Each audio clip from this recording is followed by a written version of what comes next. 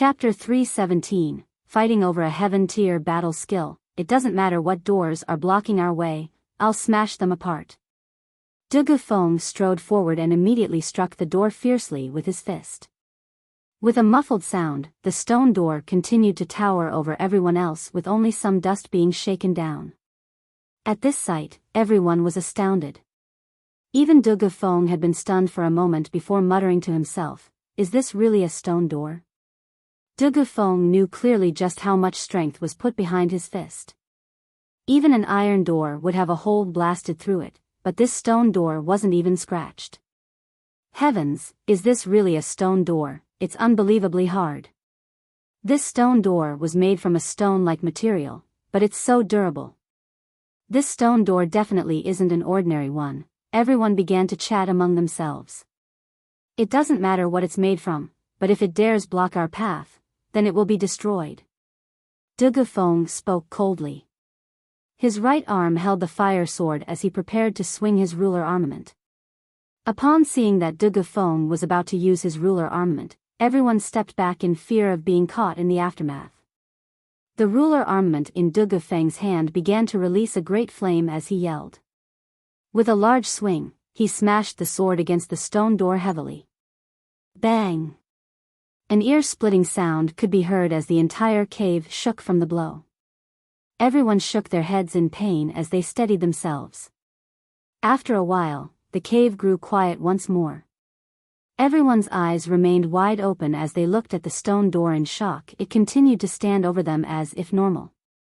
Just what was used to make this stone door, it's really hard. Tian Muling stammered as she covered her mouth with her hand in shock. Even Dugu Feng found it hard to remain calm and was stunned. For such an ordinary-looking stone door to be able to take a blow from a ruler armament without any damage, it was far too much to believe. The richly dressed Qin Ji walked to the stone door and raised his hand to touch it with a calm expression. Breaking open this door will allow us entry into the Immortals' Cave. Let us have all of those with a ruler armament strike at it at the same time. I doubt this door will be able to withstand the might of 6 ruler armaments. That's right, this is the best course of action. Jiedo Wukong spoke. Ha ha ha, okay then, big brothers. If big brothers can do the heavy work, this little girl will help out from the side. Whether or not this stone door breaks is all on you.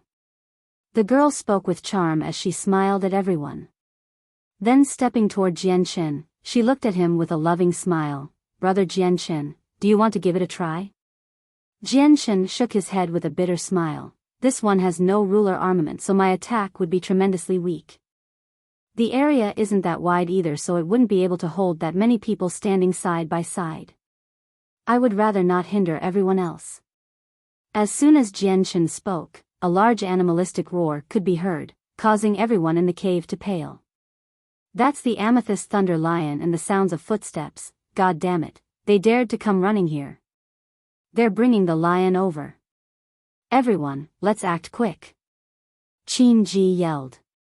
Without any hesitation, Dugu Feng, Jiedo Wukong, Shi Xiangran, Qin Ji and Tian Muling all stood in front of the stone door. With their ruler armaments out, they each prepared to strike. Then, suddenly, a transparent barrier suddenly appeared and covered the people inside. This caused Jianchen to be shocked. He hadn't thought that these people with ruler armaments would have a barrier from a saint ruler around them. Abruptly turning around to look at the yellow-clothed girl, he could see her standing 10 meters away with her bowstring pulled back completely. The only difference was that there was no barrier protecting her, but Jianchen didn't know whether or not she didn't have a saint ruler helping her or she just wasn't using it. At that moment, aside from the 6 ruler armament users, everyone drew back quickly. The energy feedback from 6 ruler armaments was enough to cause harm to any Earth Saint Master. Attack! With one command, all 6 ruler armament users struck out. An arrow flew ahead of the other attacks and collided into the stone door along with the fist-sized seal of Treasure Mountain, while the others smashed against the door in coordination. Bang! A loud sound could be heard as a large shockwave of energy exploded outward at an alarming speed, washing over everyone while the cave itself began to shake almost as if it was on the verge of collapsing in on itself. Jian Shen and the other Earth Saint Masters stuck close to the walls of the cave as a way to keep themselves rooted to the ground. At the same time, they used their Saint Force to enforce their bodies as a secondary form of defense. Half a breath later, the shockwave receded to a calm as the 6 ruler armament users each were dragged back 10 meters. The barriers had protected them from any harm while only the yellow-clothed girl was quite pale in the face. Upon looking at the stone door, there were several cracks, but it was still not broken. Everyone let out a shocked gasp. The stone door was far stronger than what anyone had imagined. They didn't think that even 6 ruler armaments wouldn't be enough for them to shatter a stone door. What everyone could rejoice about was the durability of the Immortal's Cave. Even after such a heavy blow, it still had not collapsed. Again. Jiedo Wukong yelled out. Immediately, the 6 people struck out once more for another terrifying unified attack that was stronger than the one before. Another explosive sound could be heard as stone pieces could be seen flying about and the cave echoed with the sound. After the second strike, the unbelievably strong stone door had finally been shattered.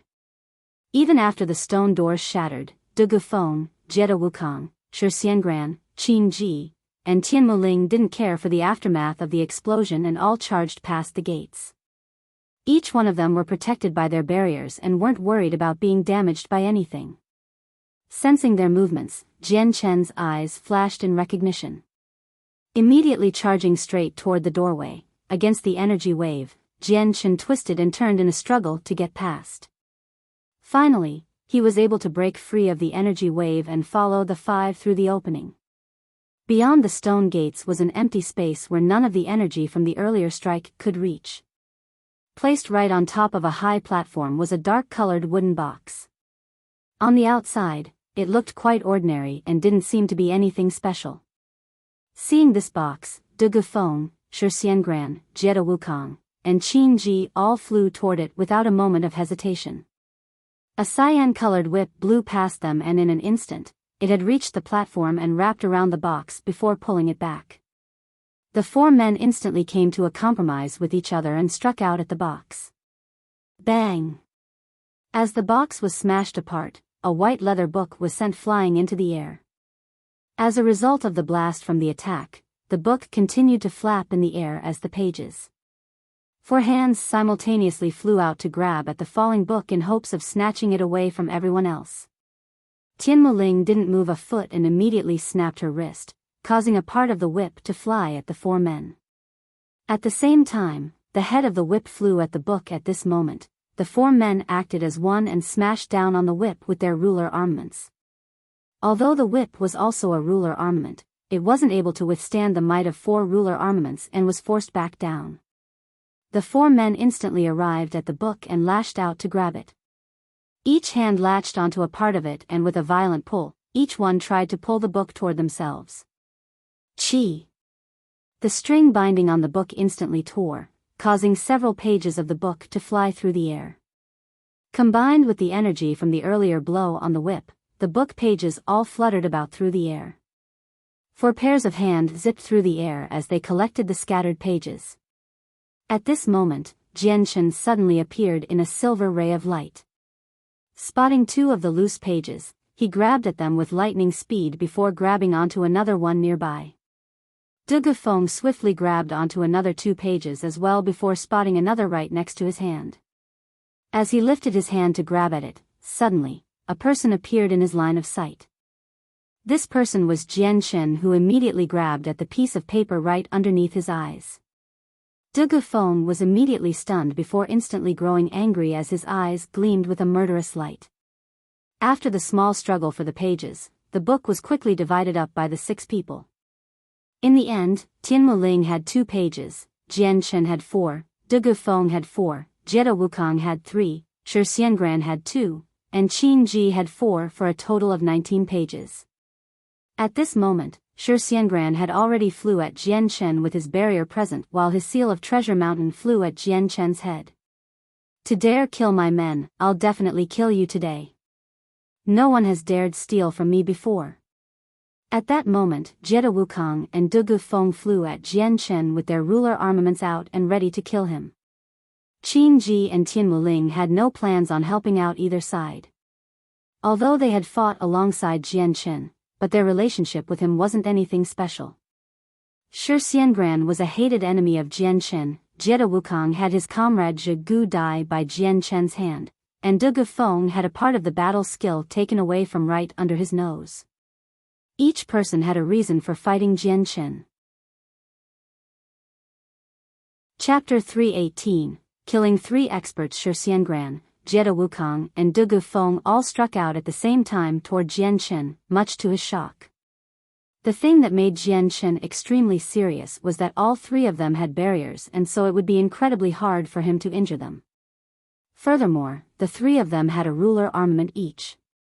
If he was hit by one, then it would do an incredible amount of damage that he wouldn't be able to endure and could even die from. Even if he were to be injured, Shi Xiangran and the other 2 would never let him go or even let him out of the cave. Jian Chen's eyes gained a berserk gleam to it.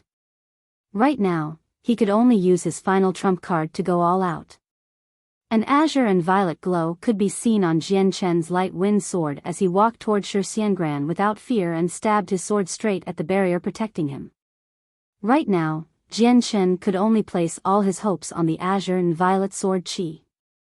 Success or failure, it was all reliant on the sword qi since it was the strongest attack he could use. Seeing Jian Chen take the initiative to charge, Shi Xiangran revealed a happy smile on his face. With the defensive power of his barrier that even a ruler armament couldn't break, meant that Jian Chen wouldn't be able to either. Jian Chen's attack wasn't something that Shi Xiangran even cared about, so the pieces of paper within Jian Chen's hand were something that he felt were as good as his. Grabbing onto the seal of Treasure Mountain tightly, Shi Xiangran waited until he grew closer and immediately treated it like a stone as he used it to smash into Jian Chen's head. As the light wind sword made contact with Shi Xiangran's barrier, under the expecting eyes of Jian Chen, the barrier began to melt away without a sound, allowing the sword entrance. At this, Jian Chen revealed a look of joy. Without another moment of hesitation, the light wind sword immediately reached further inside and stabbed into Shi Xiangran's throat. Shi Xiangran instantly went rigid as his movements came to a grinding halt. Staring down at the spot where the sword had pierced through his barrier and into his throat, he then looked back at Jian Chen with a look of utter disbelief. Even the seal of Treasure Mountain that had left his hand to strike at Jian Chen stopped in mid-air as well. And no. That CA can't be, Shi Xiangran spoke in shock as he spat out some blood and stammered. His eyes slowly opened wide in disbelief. De Gufeng and Jie Wukong, who were initially running at Jian Chen, immediately stopped. They watched the barrier of Shi Xiangran get pierced by Jian Chen's silver blade before it stabbed Shi Xiangran in the throat. They both understood the durability of the barrier and how even a ruler armament was useless. Even a Heaven Saint Master would need to use all of their strength in order to break apart the barrier. But right in front of their eyes, the barrier that had been protecting Shi Xiangran was penetrated by Jian Chen's sword with ease or with no resistance, almost as if it were tofu. This was something that was completely unimaginable to them both. On the other side, Qin Ji and Tian Wuling both stared in disbelief as shock filled their hearts. Tian Wuling's mouth dropped open in shock as she stared at Jian Chen and Shi Xiangran as motionless as a stone statue. At that moment, the yellow-clothed girl had entered the cave as well, just in time to see Jian Chen's sword stab into Shi Xiangran's throat. In mute shock, her eyes began to widen as she stared at the sight with disbelief. He broke through Shi Xiangran's barrier? The girl felt her heart surge in shock. At this moment, she didn't know what feeling was stronger, the joy from the death of Shi Xiangran or the excitement from seeing the sudden revelation of Jian Chen's superior battle strength.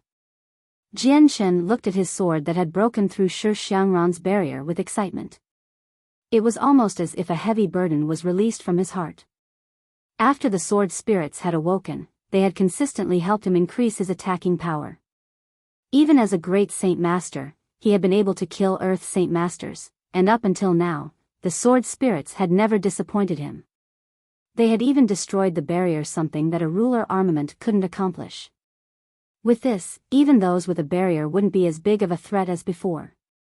Although a ruler armament was extremely powerful, it was only capable of emitting an extremely strong strike. As long as one made sure the ruler armament didn't make contact or clash with one, then the ruler armament was no different than an ordinary saint weapon. Shi Xiangran's life quickly bled away as he continued to stare at Jian Chen with a quivering look. Slowly losing his strength, the barrier began to quickly dissipate before disappearing entirely. With a twist of his wrist, Jian Chen's sword cut through Shi Xiangran's throat in a bloody manner before pulling out. At the same time, Jian Chen quickly pocketed Shi Xiangran's space ring and the seal of Treasure Mountain for his own before turning toward Jiedo Wukong to fight with him. From the earlier moments, Jian Chen had recognized both Jiedo Wukong and Du Gufeng as his enemies. For those who were his enemies, Jian Chen had no mercy. Even more so, Jian Chen desired the Heaven-tier battle skill pages in their hands. Seeing Jian Chen come flying over, Jiedo Wukong's face grew ugly. Back when he was contesting for the pages, he hadn't thought of Jian Chen as an opponent at all, but with Jian Chen easily breaking through Shi Xiangran's barrier, he couldn't help but feel as if his heart had been dealt a serious blow. Right now, he couldn't afford to naively think that his barrier would protect him from any harm anymore. Jiedo Wukong leaped back with an explosive amount of force as he brought his flame sword to swing at Jian Chen. Jian Chen knew better than to go head-on with a ruler armament. He easily dodged the swing and with an azure and violet glow of his sword, his light wind sword stabbed at the barrier protecting Jiedo Wukong. Without any obstruction, the barrier quickly dissolved away to reveal a small hole where the sword had touched, allowing Jiedo Wukong to be stabbed with no problems. Seeing that his own barrier powerless to block even a single strike, a pool of sweat began to appear on Jiedo Wukong's forehead as he went pale. With a single leap, he flew back and brought his weapon up to guard against the sword stab. Ding! Stabbed against the ruler armament, the azure and violet sword Qi wasn't able to break past it. Since the ruler armaments were far too strong for the currently recovering azure and violet sword Qi, they could not be damaged by the glows. At that moment, the ruler armament billowed outward with a great flame that shot at Jian Chen like a bullet. Jian Chen couldn't help but start slightly as he jumped back with his blood boiling with emotions. Jian Chen knew that ruler armaments were the remnants of a saint weapon, so they contained an unbelievable amount of power. Just a single strike of one would be enough for him to find it difficult to endure. Go die. Jiedo Wukong capitalized on Jian Chen's backward leap and instantly stabbed toward Jian Chen. Disappearing from view, Jian Chen dodged Jiedo Wukong's sword nimbly before stabbing at him with his own sword. The entire area began to be consumed with mirror images of Jian Chen's sword as he entrapped Jiedo Wukong within. In an instant, Jiedo Wukong was flustered by Jian Chen's movements. Immediately bringing his own ruler armament to protect himself, he attempted to find out which sword was the real one before exploiting the large energy within his ruler armament to strike Jian Chen's light wind sword. Just as Jiedo Wukong was about to go through the motions of his strike, he immediately came to a stop midway through his dance only to see that Jian Chen had somehow made his way behind him. His light wind sword had inexplicably split his barrier once more and stabbed through his throat from the back. Once more, this caused everyone to stare wide-eyed in amazement. No one could have imagined that Jian Chen would be able to kill Shi Xiangran in a single moment even with his barrier, and then going on to kill Jiedo Wukong in the next moment. Du Gufeng's face had already turned unsightly at this. He quickly moved to run toward the entrance of the cave with the speed of a bullet. He knew that he had offended Jian Chen already and wanted to escape from a difficult battle at all costs. With the superior strength that Jian Chen had just revealed, he knew he had no chance of winning. Jian Chen quickly stored away Jiedo Wukong's ruler armament into his space ring before taking the space ring as well and chasing after Du Gufeng with all the speed he could muster. If Du Gufeng were to escape, then Jian Chen would lose all chances of being able to learn the Heaven-tier battle skill. Sensing that Jian Chen was chasing after him, the escaping Du Gufeng cried out, "Help me block him." Immediately, 4 men came up to obstruct Jian Chen's path with an incredible amount of aura leaking out of them. Included among the group was the purple-robed man. Jian Chen's eyes flashed with a large killing intent as he slashed at the 4 men with his azure and violet sword Qi-enhanced sword. The 4 men didn't know how strong the azure and violet sword Qi was, so they brought up their swords to block it. Ding ding ding ding. Following the sounds of metal hitting metal, the light wind sword immediately smashed against their swords before each one of them suddenly gained a new finger-sized chip on their blades. With their saint weapons damaged, each one of the 4 men immediately felt the pain and cried out before turning pale. Taking advantage of their pain, Jian Chen went after their lives. Jian Chen was impatient to chase after Dugu Feng, so he acted quickly and full-heartedly. A first cycle Earth Saint Master was easily manageable for him to kill. With a flash of silver, the light wind sword stabbed out 4 times. 3 of the 4 were too slow to dodge and instantly had their throats stabbed. Only the purple-robed man was able to use his saint weapon to block the strike at the last moment, causing his sword to earn another jagged mark. Now that his saint weapon had been struck twice, the middle-aged man began to spit out some blood as he looked at Jian Chen in shock. Jian Chen's light wind sword struck out in succession as he fully suppressed the man's movements. Against his attacks, the man was unable to do anything but dodge, since he knew that Jian Chen was capable of striking and damaging his saint weapon. Even as he dodged, he was still hit by Jian Chen's sword several times and was nearly stabbed straight through by the sword. In the end, he too was killed, which allowed Jian Chen to continue chasing after Dugu Feng without hesitation. Chapter 319, Return of Ming Dong. All the men crowded in the passageway hurriedly shot out of the way for Jian Chen. The struggle for the heaven-tier battle skill had only been a few moments, and no one outside of the cave had any idea what had happened inside. At this moment, they could only watch in confusion as Jian Chen chased down Dugu Feng. Wasn't everything going fine earlier? How could they suddenly start fighting? And the bigger question was, just when had Jian Chen's strength become so amazing? Jian Chen chased Dugu Feng through the passageway of the cave for some time.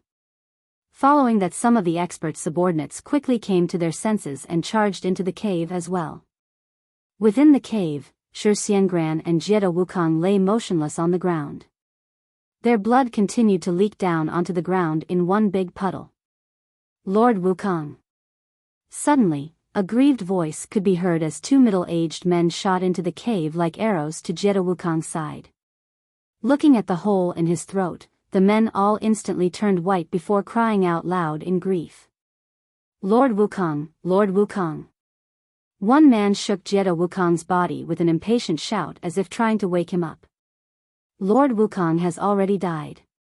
The other man sighed with a look of sorrow on his face. Dead, just how is that possible? Lord Wukong had a barrier protecting him, along with a ruler armament. There isn't anyone here that could possibly kill him. The man spoke in a crazed manner. Jiedo Wukong's position in the clan was far beyond what was right. Not only was he the son of the patriarch, but he was also the future leader of the Jiedo clan. The 2 men and Zhigu came to protect him specifically. With Jiedo Wukong dead, it was hard to say that they would live as well. The other man gave a long sigh as he stared blankly. He didn't care for Jiedo Wukong's death much, but Jiedo Wukong's status in the clan was far too high. Since he was Wukong's bodyguard, he would be punished severely for what had just occurred. The penalty might be so heavy that Jiedo Wukong's father might have them both die to serve Jiedo Wukong in the afterlife. Who was it? Who was it that killed Lord Wukong? The man spoke with an extremely grim voice. Now that Jiedo Wukong was dead, he really did not want to be the only one to take on the responsibility for Jiedo Wukong's death. It was possible that after the gathering of the mercenaries, he would be killed. Just now, there was a youth named Jian Chen that held some grievances with our lord. He just ran off to chase Dugu Feng.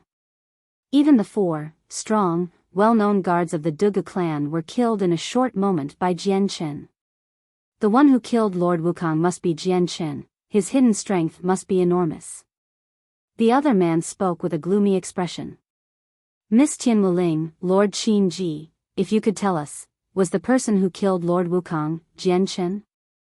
Tian Muling and Qin Ji both nodded their heads in a stupefied manner. The fight they had just seen had caused a tremendous amount of shock to their hearts. Jian Shen had somehow destroyed the barriers placed on Shixiangran and Jiedo Wukong created by a saint ruler, which were known for being incredibly hard to destroy. After finding out who the murderer was, the two men both grew dark. Jian Shen was strong and was not someone they could fight against. The two were not willing to stay here any longer and carried Jiedo Wukong's body out of the cave. Neither of them were stupid. When Jian Shen came back to annihilate everyone, it would be in their best interests to run far away with Jiedo Wukong's body. They would wait for the end of the gathering of the mercenaries and report it to the elders in hope that the patriarch would be lenient in his punishment. Running away from the clan was not going to work, and would only speed up their deaths. The cave's right over there, hurry up and get in. Let them deal with the amethyst thunder lion. Hurry up, the cave's right in front of us. Outside the cave, a group of miserable-looking men were all running to it as fast as possible. Right behind them, the small, mountain-like amethyst thunder lion continued to shoot lightning from its mouth.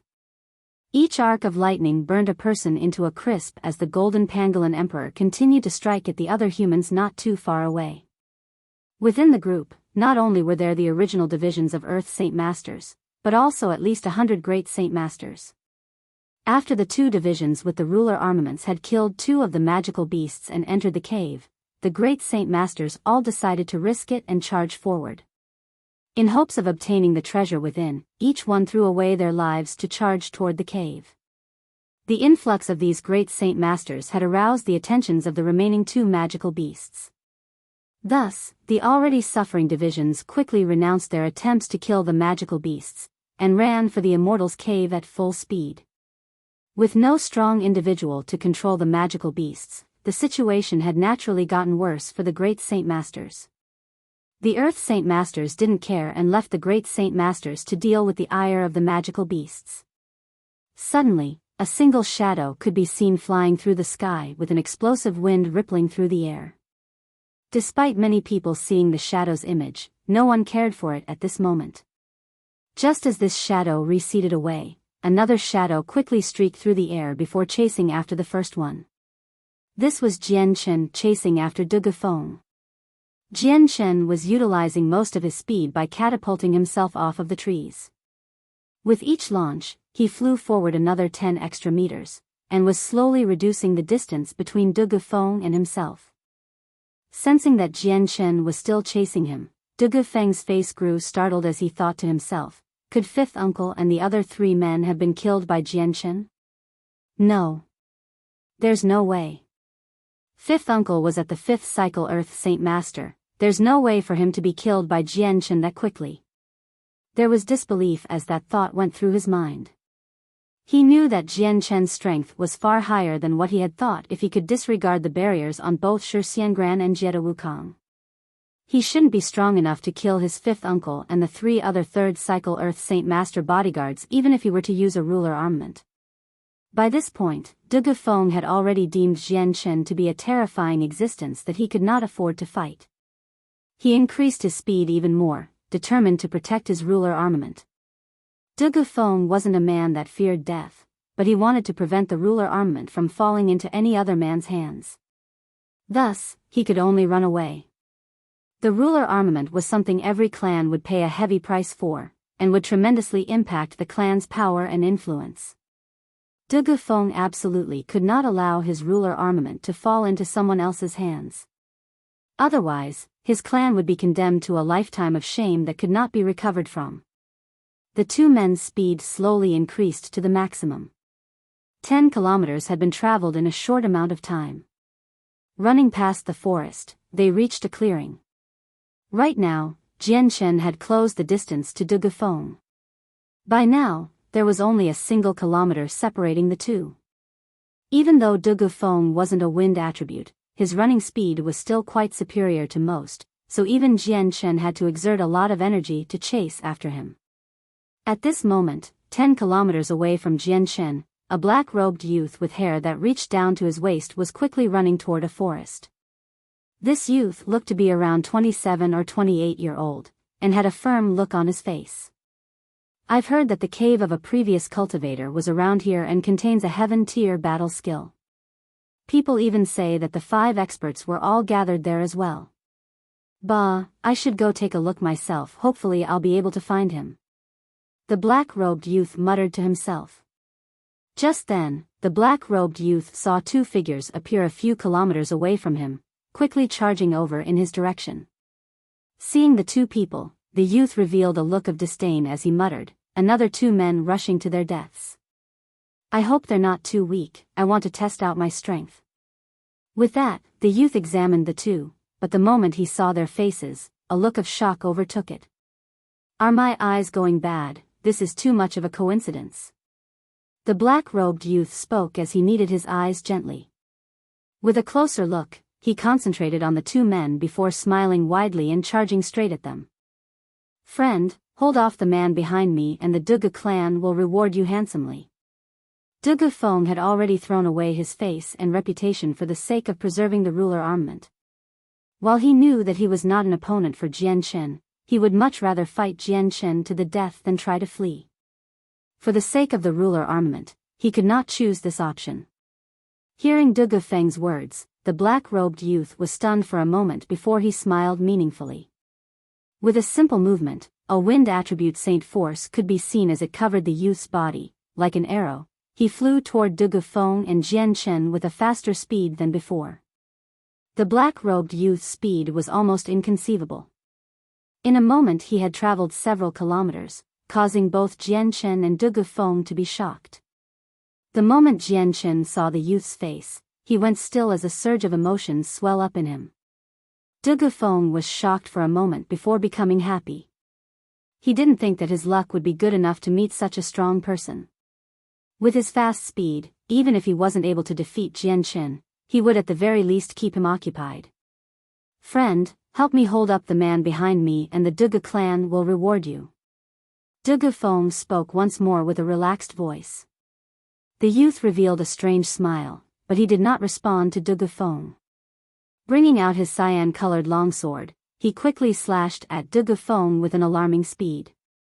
Bringing up his ruler armament to defend himself, Dugu Feng quickly protected himself.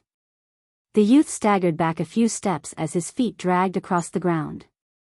What was more shocking was that the ruler armament-wielding Dugu Feng had also been forced back 3 steps by the ordinary-looking sword of the youth. "Friend, what is the meaning of this?" Dugu Feng's face grew dark before shock filled his face. The youth's strength was extraordinary, and even after blocking the sword, his inner organs had felt the vibration from the blow. Could this average-looking youth somehow be a heaven saint master? Dugu Feng thought to himself in terror. The youth recollected himself before looking at the sword in Dugu Feng's hands with some surprise before cursing out loud, "Fuck," so it was a ruler armament.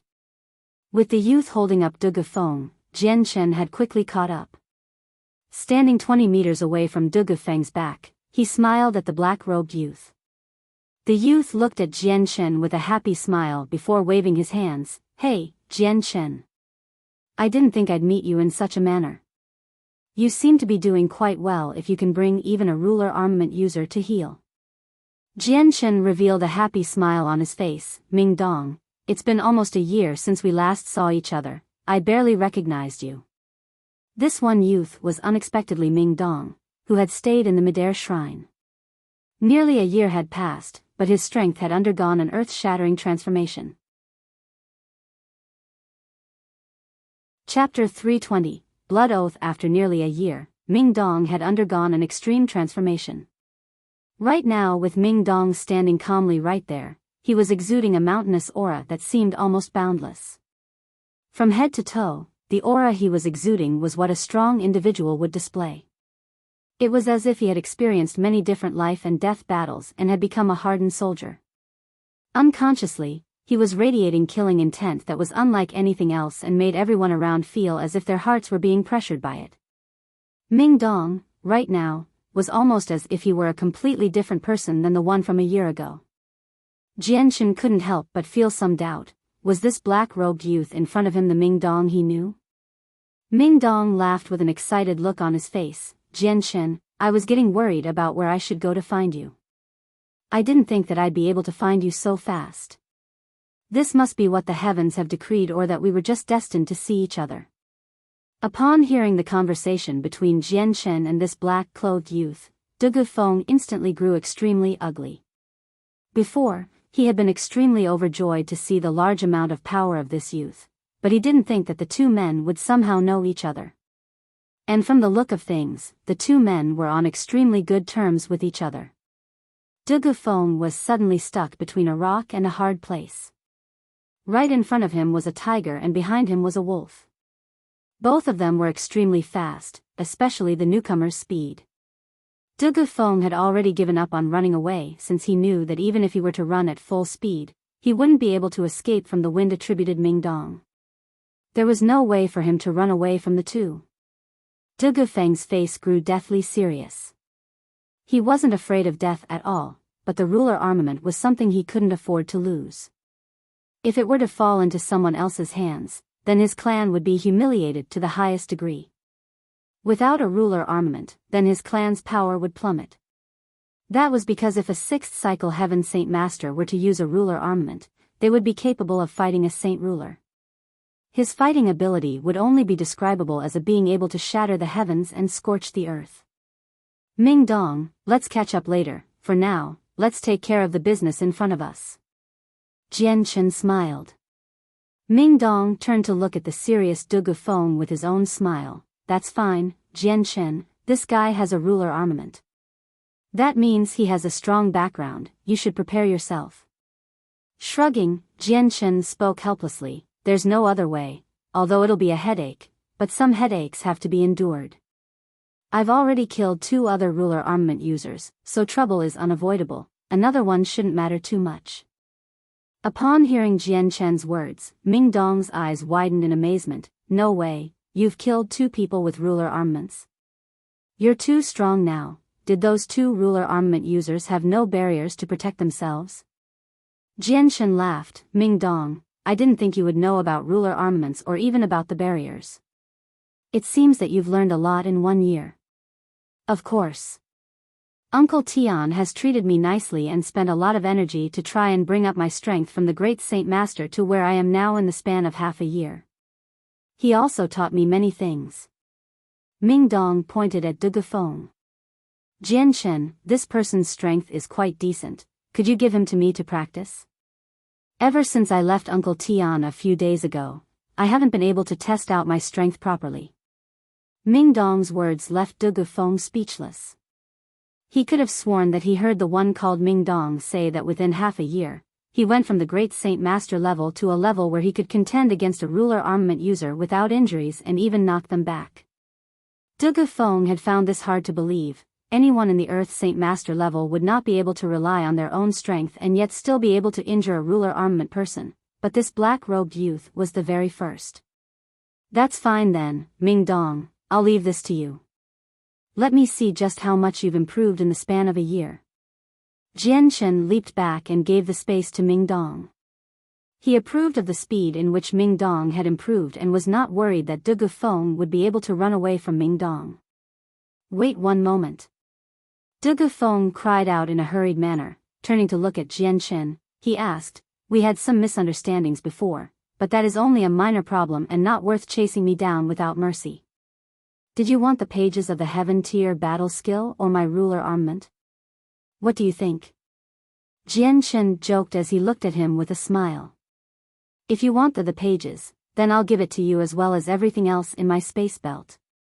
But if you try to take the ruler armament, then I can tell you right now, it will bring you an endless amount of trouble. A ruler armament is something extremely important to my clan and no one in the clan would allow an outsider to take possession of it. Even if you kill me and take the ruler armament, then our clan will definitely do whatever it takes to chase you throughout the continent and kill you. Even the ancestor of our clan will personally come after you. De Gufeng warned. Jian Chen's expression didn't change as he spoke casually. I've already killed 2 men who had barriers and ruler armaments. Do you think I'm afraid of that? De Gufeng went white as he mentally made that realization. He was afraid that Jian Chen had an equally strong clan supporting him and was even stronger than the De clan. If that clan was too strong, then he was afraid that if the ruler armament was taken from his clan, they wouldn't be able to steal it back from that clan. Even if they tried to steal it back, they would still be mocked by everyone else and the entire clan would be humiliated. Suddenly, Dugufeng made up his mind.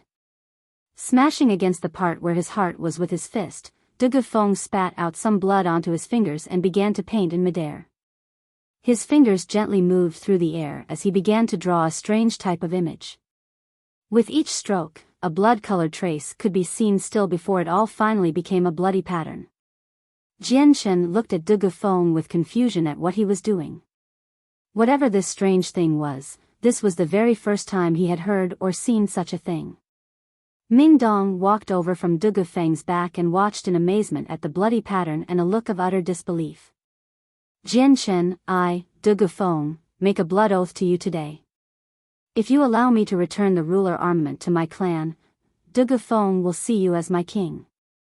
Wherever you go, I will follow, whatever order you command, I will strive to accomplish to my dying breath.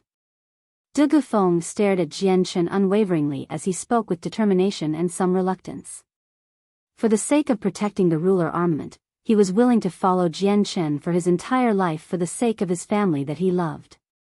He did not wish to see his family become condemned by everyone, and so, he was willing to give up his own life. Jianshen was speechless as he looked at Dugufeng with a surprised expression. Although he didn't know what a blood oath was, whatever Dugufeng had said truly surprised him. Mingdong's eyes slowly looked at the strange blood pattern left by Dugufeng as he spoke, a blood oath. I've heard that from ancient times until now this is a binding promise that is written using one's heart blood as a way for the soul to take form in the oath. It is said that the person who holds the oath also controls the life of the person who made the pledge. With just a single thought, the person who made the oath will have their body and soul extinguished. What's even scarier is that if the person who holds the oath dies, then the one that made the oath will share the same fate. I didn't think that you would know the blood oath from ancient times. Upon hearing Mingdong's explanation, Jianshen finally had some understanding of what a blood oath was. He didn't think that this world would have such a bizarre thing. Truly, this strange world was filled with magical things. Even at Mingdong's words, Dugufeng didn't blink and looked at Jianshen. If you allow me to bring the ruler armament back to my clan, then you will be my king, and I will act out your orders no matter what the task is without complaint. If you wish for my ruler armament, then I will be dead either way without any form of protection. What is your answer? Fine, I'll let you bring back your ruler armament to your clan, remember your promise. Jianshen spoke instantly. To him, a ruler armament was truly strong, but in the end, it was still just a weapon. Dugufeng was a living person with room for growth. Furthermore, no one knew for certain whether or not Dugufeng would become a saint ruler. Dugufeng looked at Jianshen intensely before saying, as of today, I Dugufeng formally separate myself from the Dugu clan. From now on, whatever I, Dugufeng, do, it will not be related to the Dugu clan. My life and my death will bear no relations to the clan, and I will only obey you on any command but those relating to the Dugu clan. I am no longer a part of the clan, and will not be able to use the clan in any way. Jianshen revealed a small smile full of admiration toward Dugufeng as he spoke instantly, I promise you, you will be you. The Dugu clan will be the Dugu clan. I will definitely not exploit the Dugu clan's power and will definitely not pit you against them. I won't force the secrets of the Dugu clan from you either. As long as you are willing, then that is enough for me. Fine, from here on out, I, Dugufeng, will serve you as my king. As long as you don't try to bring harm to my clan, then please accept my blood oath. Dugufeng spoke with a refreshed tone. Chapter 321, Intact Heaven Tier Battle Skill, 1, Jianshen looked at the floating blood pattern that Dugufeng had drawn and spoke, Dugufeng, you are a true man. I, Jianshen, admire you. This blood oath is not something I want. I have no desire to control your life, but the things you promised to do I am still waiting on. Hearing this, Dugufeng was stunned.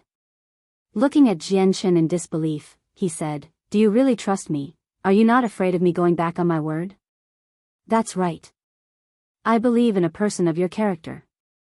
Of course, if you are a person that goes back on your word, then I can only blame myself for being blind. Jian Shen spoke with no hesitation as if he fully trusted Dugu Feng's words. Despite the fact Jian Shen could control Dugu Feng's life with the blood oath, Jian Shen didn't need a person of empty strength. He needed a true comrade, someone with flesh and blood with his own spirit and self-thought. Self-independency was the only way to reveal Dugu Feng's true potential.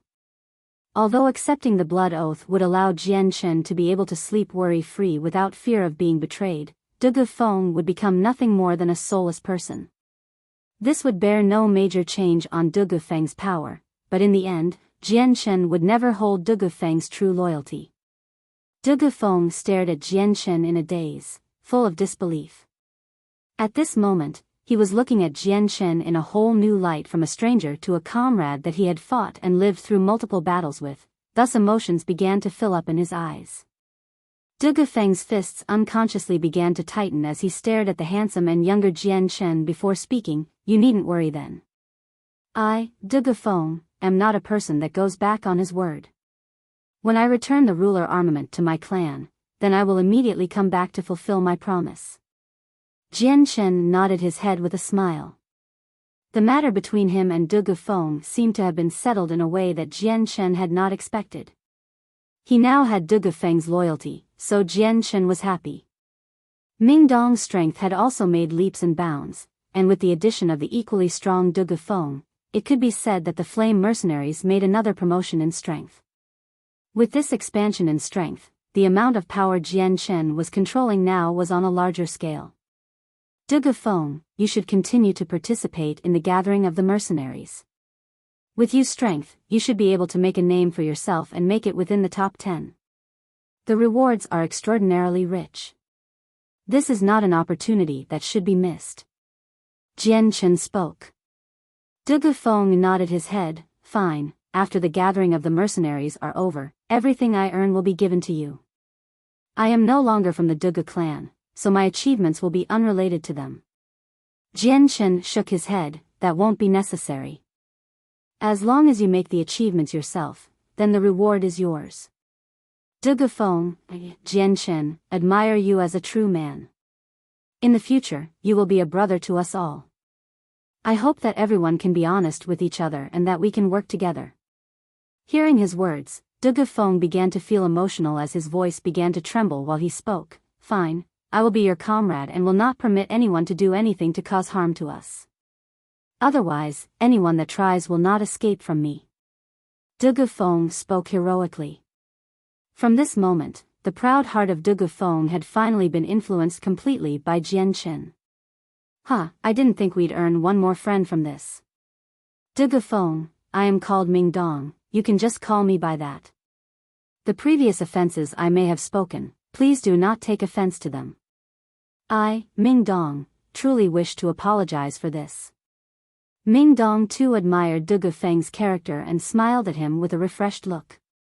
Dugu Feng couldn't help but have a small smile on his face as he clasped a hand on Ming Dong's shoulder. Then I'll be calling you Ming Dong in the future. Today has been a lucky day for me to be able to come across two outstanding geniuses and become their comrade. You two are even younger than me, but you two are inversely stronger than me. Especially you, Ming Dong, with your own strength, you were able to receive a blow from my ruler armament and even caused me to be sent back. Could you be a heaven Saint Master? Ming Dong laughed loudly. It's not that extreme, I am only at the peak 6th cycle Earth Saint Master level. Although there is only one more step until the Heaven Saint Master realm, this step will still take me another 3 years at the least to cross. What, your strength has already reached the peak 6th cycle Earth Saint Master level? As soon as Ming Dong finished talking, Jian Shen spoke in surprise as his eyes widened in disbelief. In less than a year, Ming Dong had gone from a great Saint Master to a peak 6th cycle Earth Saint Master. This was a frightening pace that even the words, lightning quick, wouldn't be able to describe.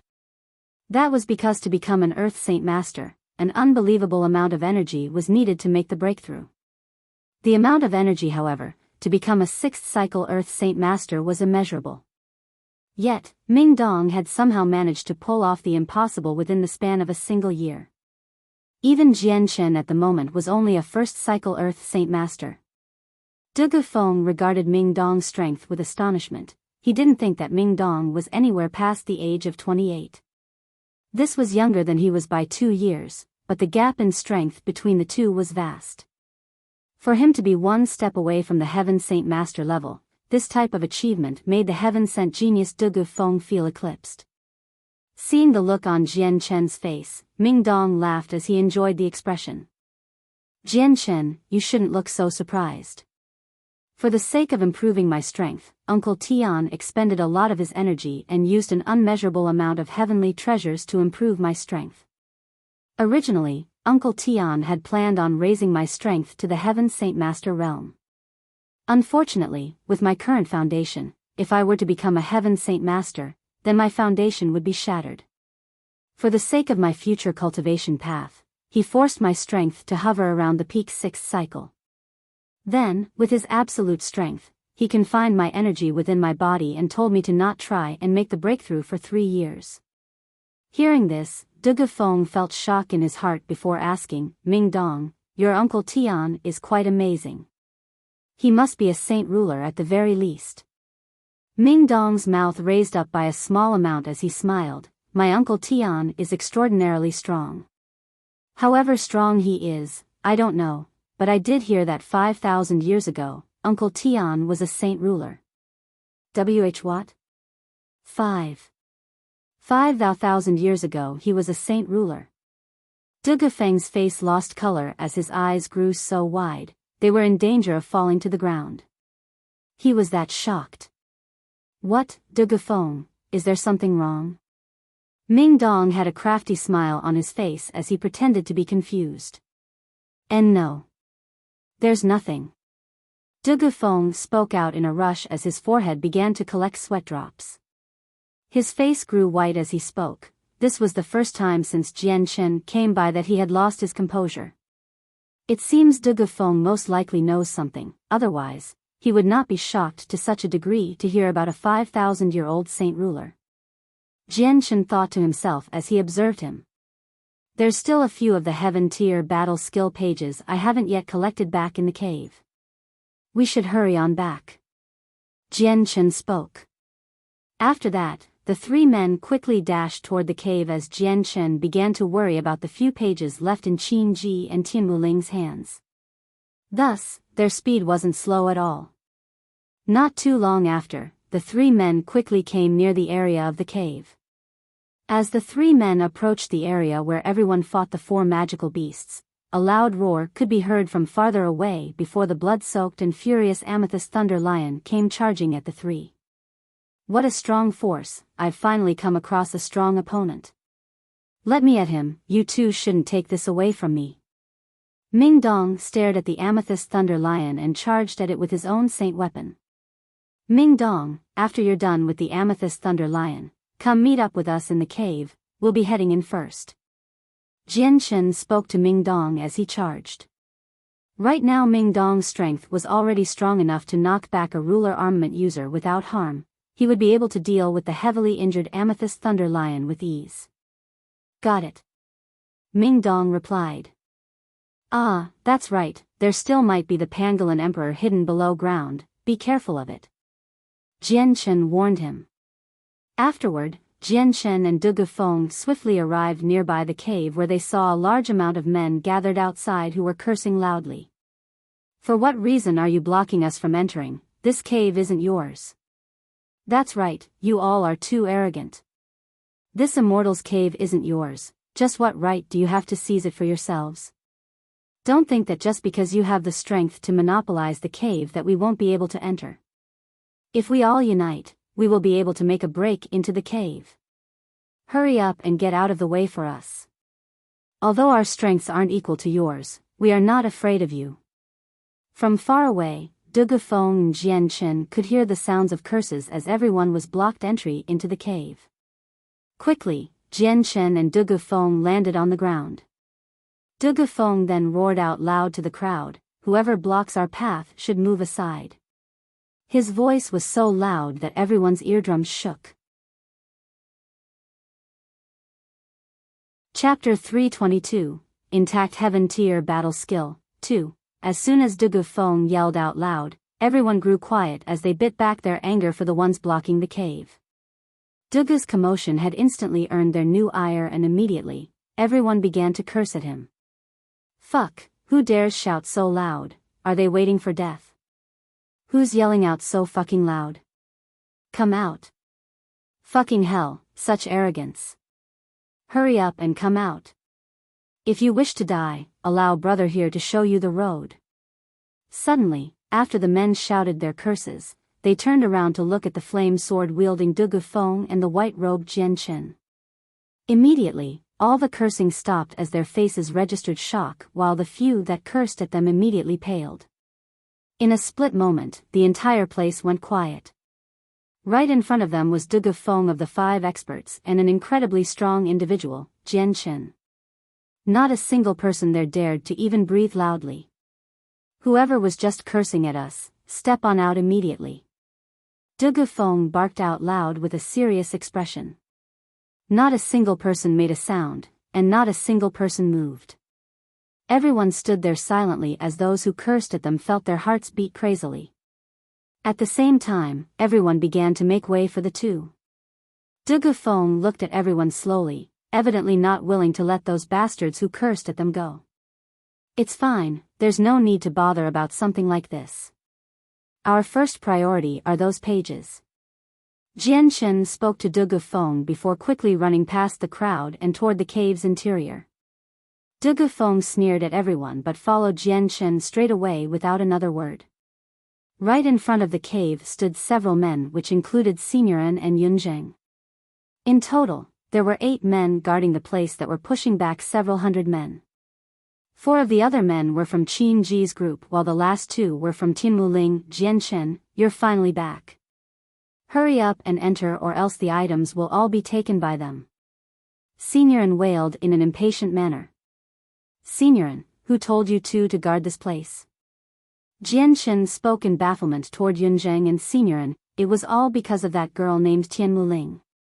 Thanks to her coaxing, she had Yunzheng and I brought over here to stand guard, leaving the 3 of them inside still. Senior An's face revealed a sour expression, showing that he was evidently not there by free will. Jian Chen slapped Senior An's shoulder with a stern face. You two keep guard here. Be assured, as long as there is a prophet, Jian Chen won't forget about you too. That's fine, Jian Chen, you don't need to say such words to me. Hurry up and go, otherwise all of the items will be taken and we'll be stuck with a deficit. Signorin said. Without another word and under everyone's watchful eye, he and Dugu Feng quickly disappeared into the cave. Strange, wasn't he chasing after Dugu Feng a while ago? He even killed several of the Earth Saint Masters of the Dugu clan, but he just came back with Dugu Feng as if they had nothing between them in the first place. Right, that's awfully strange. Could Jian Chen and Dugu Feng have made some sort of secret agreement? I doubt it. Jian Chen has already killed several of the Dugu clansmen. With Dugu Feng's temper, there's no way they would have made a compromise. There has to be something we don't know. As for those men of Qin Ji's group, they began to whisper among each other. Walking into the cave, Jian Chen saw the 4 men he had killed from the Dugu clan. Instantly his face took on a forced smile. Previously, he hadn't thought that this matter with Dugu Feng would take on such a drastic change. Thus, when he fought against Dugu Feng's clansmen, he hadn't held back. With such an urgent matter at hand, Jian Chen wasn't lenient on them so he could chase Dugu Feng, otherwise, it would have been impossible for him to make it through in time. Right now, Jian Chen couldn't help but feel a headache come to him. In the current situation, it was quite difficult to explain to Dugu Feng what happened. After all, he and Dugu Feng had already laid down their arms and were friends now, not enemies. Dugu Feng naturally knew that the 4 Earth Saint Masters he had brought with him had all died by Jian Chen's hands. As if he knew what Jian Chen was thinking, he said, "They are from the Dugu clan and have nothing to do with me." Furthermore, they were only members from the outside branch. 2 of them were actually disciples accepted into the Dugu clan and are not core members. They were conveniently younger than 50 years old, so my father hired them to be my bodyguards. Hearing Du Gufeng's words, Jian Shen let out a breath in relief. Du Gufeng had a small smile on his face. It seems my choice was quite smart. I didn't follow the wrong person. You and Ming Dong are both heaven-sent geniuses of superior talent than I. I believe that if I follow you too, I will definitely experience things far more spectacular than my own experiences. Perhaps. Jian Shen spoke vaguely. Afterward, the two men flew into the cave only to see Qin Ji, Tian Wuling, and the yellow-clothed girl flying all over the place as if trying to find the treasure. Shi Xiangran's body lay in a faraway area with no one to care about while Jietu Wukong's body had been carried away. When they saw Jian Shen and Du Gufeng walk back into the cave almost as if nothing had happened between the two, Qin Ji, Tian Wuling, and the yellow-clothed girl became stunned as if they saw the impossible happen. They were so shocked that they couldn't help but stop where they were. Jian Shen, you too? Qin Ji was filled with confusion as he stared at Jian Shen and Du Gufeng. The two of them didn't look at all like they had been fighting. Tian Wuling looked at the both of them and asked, "Could it be that you two didn't fight?" Jian Shen looked at Tian Wuling puzzled. "Fight? Just why would we fight?" Because, Tian Wuling was speechless as she tried to find the right words to say. She couldn't tell Jian Shen, "You had just killed 4 of the Earth Saint Masters of the Dugu clan. Are you and Du Gufeng not mortal enemies?" She wasn't that stupid. The puzzled Tian Wuling and Qin Ji didn't know just what had happened between Jian Shen and Du Gufeng, but it didn't take an idiot to know that something secretive had happened. However, they were tactful enough to not ask. There was definitely some sort of shameful business. The yellow-clothed girl spoke in a single sentence with her sing-song voice. Jian Shen laughed with an embarrassed smile. It was nothing that shameful. Then, Jian Shen's face grew serious as he looked at Qin Ji and Tian Wuling. Before he could say anything, Qin Ji immediately took out the pages to the Heaven-tier battle skill from his space ring and said before Jian Shen could open his mouth, "Jian Shen, the two of us have fought side by side, no one else can say the same. These pages are of no use to me, so I gift them to you. You have a much bigger need for these than I do." Walking up to Jian Shen, Qin Ji gave the leather book and his pages to Jian Shen. Qin Ji's preemptive action had left Jian Shen speechless. With a charming smile, he replied, "I've no words to describe my gratitude. I, Jian Shen, will remember this." With that, he took the papers with joy. Du Gufeng had already given his pages to Jian Shen long before. With Qin Ji's pages, Jian Shen now had 17 of the 19 pages. That meant only the 2 pages from Tian Wuling were left until he had all of the pages to the Heaven-tier battle skill. Jian Shen looked at Tian Wuling with a faint smile. "Sister Tian Wuling, would it be possible for you to hand over those 2 pages?" Recovering from her shock from seeing Jian Shen and Du Gufeng return safely, Tian Wuling laughed as she replied, "Little brother, if your elder sister refused, then you would have killed this older sister." With that, she assumed a miserable expression, causing anyone that looked at her to take pity. Jian Shen gave an embarrassed smile. "Sister Tian Wuling likes to joke, I see. I have no grievances with you, why would I want to kill you? However, the 2 pages you have are worth nothing by themselves, and I am coincidentally short 2 pages. Could it be that you don't wish to see this Heaven-tier battle skill to enter this world and be eternally disgraced?" Brother Jian Shen's words have some meaning to them. An intact Heaven-tier battle skill is quite fetching to the eye. If it were to be uncompleted, it would be a barbaric act of crime. With that, Tian Wuling looked at Jian Shen with a charming stare as her jade-white arms slowly pressed against Jian Shen's dirty sword, as she exhaled slowly, "Big brother, how about this? You can hand over the Heaven-tier battle skill pages to elder sister to complete it. Would this work? Of course, your older sister will not treat you unfairly." Tian Wuling's other arm pressed against Jian Shen's shoulder with an increasing amount of weight as she began to hang off of him. Her rosy red lips were several centimeters away from Jian Shen's lips, and with each word, her breath could be felt on his lips. This was a strange sensation that exuded charm and seduction that if not for his own determination, his heart would have been in turmoil. When Jianchen heard her words, his face instantly changed expressions. He desperately wanted this heaven-tier battle skill, and since they were incredibly hard to obtain, just how could he give it away so easily? Jianchen's change in expression had been noticed by Tian Muling straight away. Aio, brother, your face was so handsome before, how could it make such a drastic change? Your elder sister was only joking with you. If you wish for the pages in your elder sister's hands, you must fulfill a request of mine. What request? Jianchen immediately spoke with urgency. It seems brother Jianchen desires this heaven-tier battle skill. Then your elder sister won't embarrass you. This request is rather simple, as long as you give your elder sister a lip-to-lip kiss, then that will be it. How about it? Is it not simple? Tian Muling's lips were still several centimeters away from Jianchen's, and each word spoken had made her breath press against Jianchen for an itchy effect. Upon hearing Tian Muling's simple request, Jianchen became speechless as a fine layer of sweat appeared on his face. Her words had been explicit, causing Jianchen to grow red in embarrassment. Slut. Shameless. On the other side, the yellow-clothed girl stared at Tian Muling in disgust as she gnashed her teeth together. When she had seen just how intimate Tian Muling was to Jianchen, she had all of a sudden felt an uncomfortable feeling well up inside of her for unknown reasons.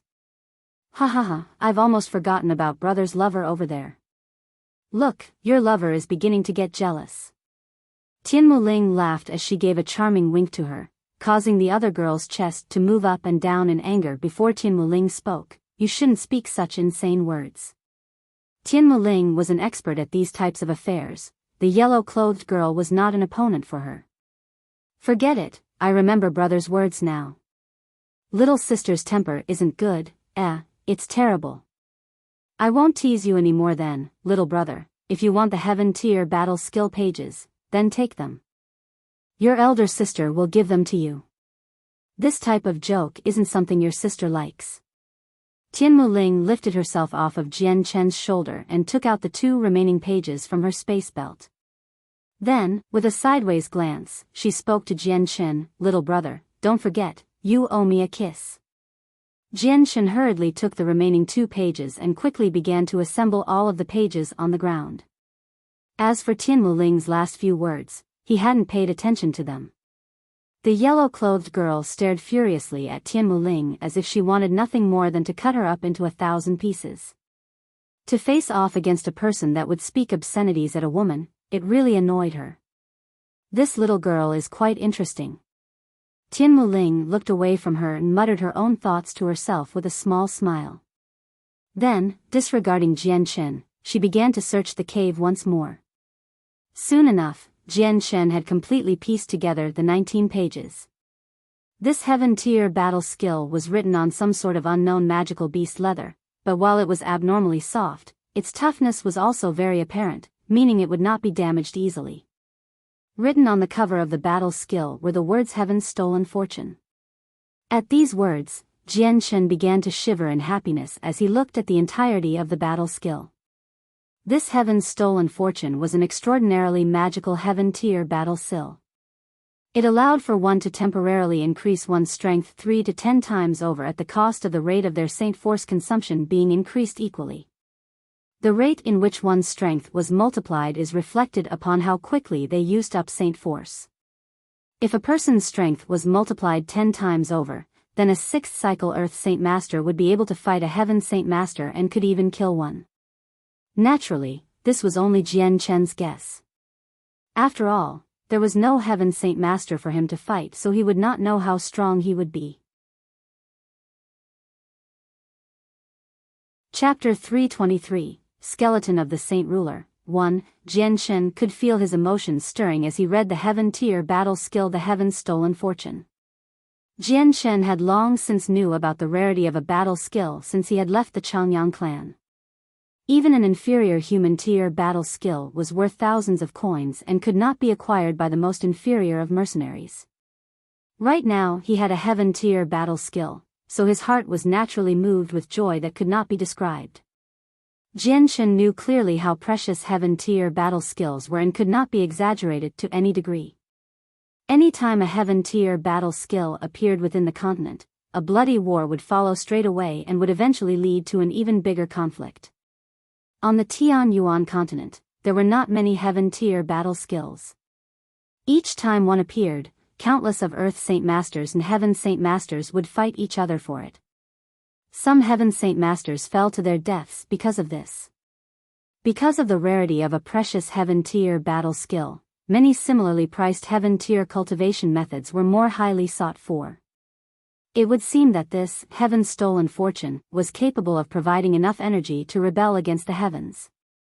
Jianshan desperately wanted to flip through the pages, but he was a rational person and forced his surging emotions and stored the heaven-tier battle skill within his space ring with dissatisfaction. As soon as the battle skill was stored in his space ring, Jianshan's emotions were quickly calmed down. Looking around at the people who were searching the cave, he began to join them. The cave was extremely large and spacious. Hanging right on the ceiling of the cave was a single head-sized night pearl that illuminated the entire cave with its shiny glow. At the front of the cave was a single high platform that had contained the wooden box with the heaven-tier battle skill. In the middle was a single stone table with a small pile of dust gathered on it. The stone table looked as if it was made from the very same material as the stone door that was protecting the cave out in front. On it was a single chessboard, indicating that the previous owner of the cave loved to play chess. Right next to a wall was a single haphazardly made wooden bookshelf with several books on it.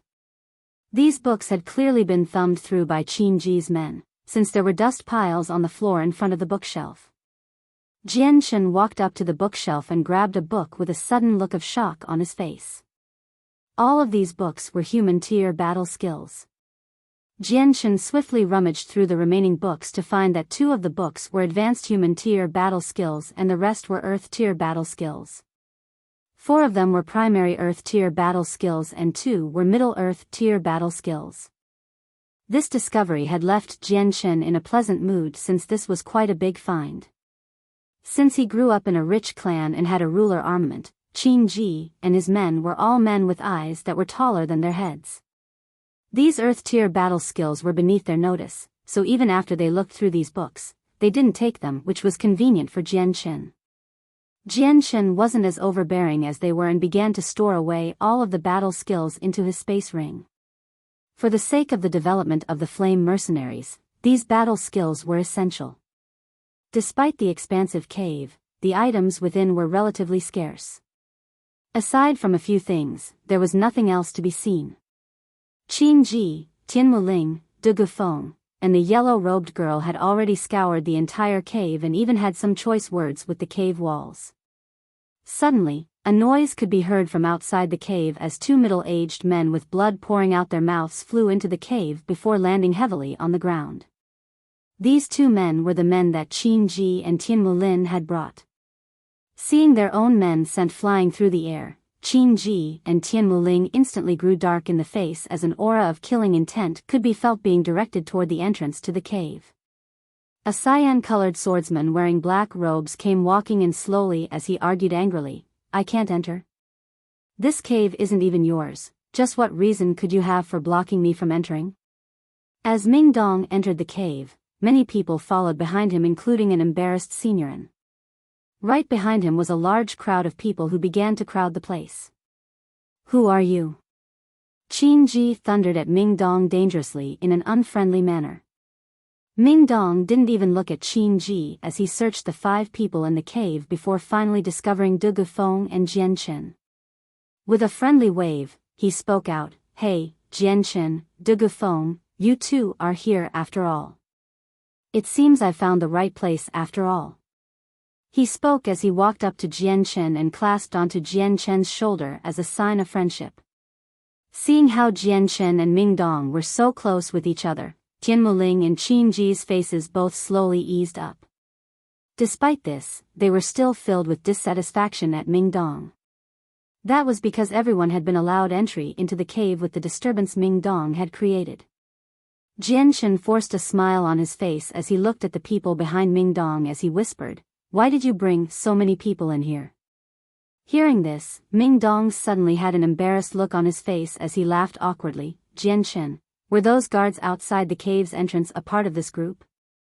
If I had known earlier, I wouldn't have been so rough.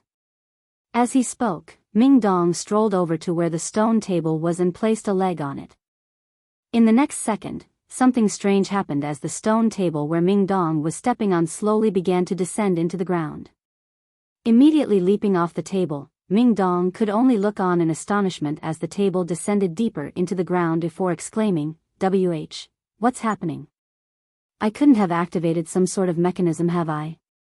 Even as Ming Dong spoke, the group of men in the cave all grew vigilant as they began to worry whether or not the mechanism that was activated would kill them. As the table descended into the ground, it was almost as if there was indeed a mechanism as Ming Dong had said.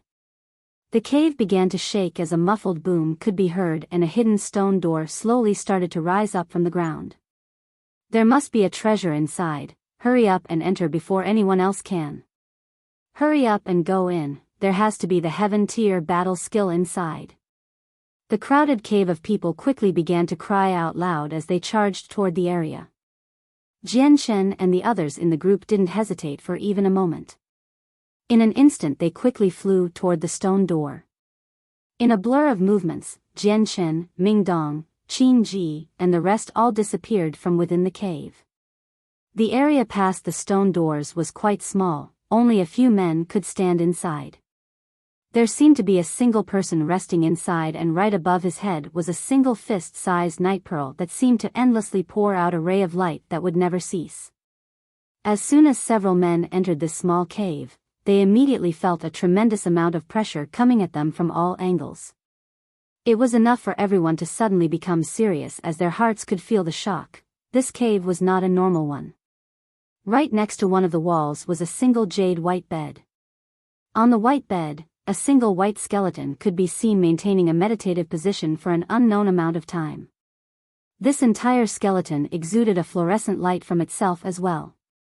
Although it was only a skeleton, it was giving off an incredible amount of pressure. Even the faint amount of power that could be felt in the room was coming from this skeleton. This is the skeleton of a saint ruler. Tian Muling shouted out loud in shock at the skeleton. Qin Ji, Dugu Feng, Ming Dong, and the yellow-clothed girl all showed similar signs of shock at this new-found discovery. As they discovered the skeleton and felt shock overtake them, everyone soon quickly felt their blood begin to boil. In a single flash of movement of Qin Ji that caused a squall of wind to appear, he flew toward the skeleton. At the same time, Dugu Feng, Tian Muling, Ming Dong, and the yellow-clothed girl all charged toward it. Ming Dong looked at the skeleton with his blood pounding in his veins. Immediately enwrapping himself in his wind-attributed saint force, his speed increased by a terrifying amount and instantly brought him closer to the skeleton. Without any hesitation, he placed his hand on the skeleton and quickly stored it into his space belt. Seeing that Ming Dong had collected the saint ruler's skeleton, Qin Ji, Tian Muling, and even the yellow-clothed girl's face began to look exceedingly disappointed. Suddenly, a saw-tooth blade ruler armament appeared in Qin Ji's hand as a whip-like ruler armament appeared in Tian Muling's own hand as they both attacked Ming Dong. Dugu Feng sneered before pulling out his flame sword from his back before closing the distance between himself and Tian Muling to substitute for Ming Dong as a strong individual. Simultaneously, Jian Chen had already pulled out his light wind sword as he flew at Qin Ji. With a firm outreach, the light wind sword began to exude sword chi into the area around Qin Ji, causing him to be forced to pull back his ruler armament. On the other side, the already ready-to-strike longbow wielder saw that both Jian Chen and Dugu Feng were unexpectedly helping the one that had taken the saint ruler's skeleton. In an instant, she had realized that the relationship between these three were not ordinary at all and slowly withdrew her bow. Dugu Feng didn't hesitate in the slightest as he slashed his sword at Tian Muling, forcing her to use her barrier. Although it blocked his attack, the force behind the blow was enough to send her flying back. Jian Chen had no desire to fight against Qin Ji. As soon as he renounced his attack on Ming Dong, Jian Chen drew back as well as he gave an apologetic look to Qin Ji. After all, the man had just given him the pages to the heaven-tier battle skill. Jian Chen wasn't a man that would show ingratitude to one that helped him, so this attack held no force behind it. Qin Ji naturally realized the intent behind Jian Chen's attack and waved his hands in a disheartened manner. Fine, brother Jian Chen, I'll give you face, this Saint Ruler skeleton I'll give up on. Despite the dissatisfaction in his heart, Qin Ji was secretly afraid of Jian Chen and did not wish to become an enemy of his. It was with great difficulty that he had established a decent friendship with Jian Chen, so he did not wish to ruin it all and become enemies over the Saint Ruler skeleton. Even if he had become enemies with Jian Chen, it was possible that he wouldn't receive anything and would share the same fate as Jiedo Wukong and Shi Xiangran. My apologies, brother Qin Ji. I hope I did not offend and that you will forgive me. Jian Chen cupped his hands in an apologetic manner toward him while confused at what just happened. Could a Saint Ruler skeleton hold some sort of treasure? How infuriating. Such a good item was taken away by you. No, that won't do, I want compensation. Tian Muling seethed with rage toward Jian Chen and the other two. Right now her emotions had grown terrible, even her normal words of big brother were gone from her speech as she called out to Jian Chen in such an informal manner. Ming Dong turned to look at Tian Muling and Qin Ji before slowly walking up to Jian Chen. With a smile, he spoke with some emotion, Jian Chen, my luck was quite good after all, I've picked up a treasure. What is that good for?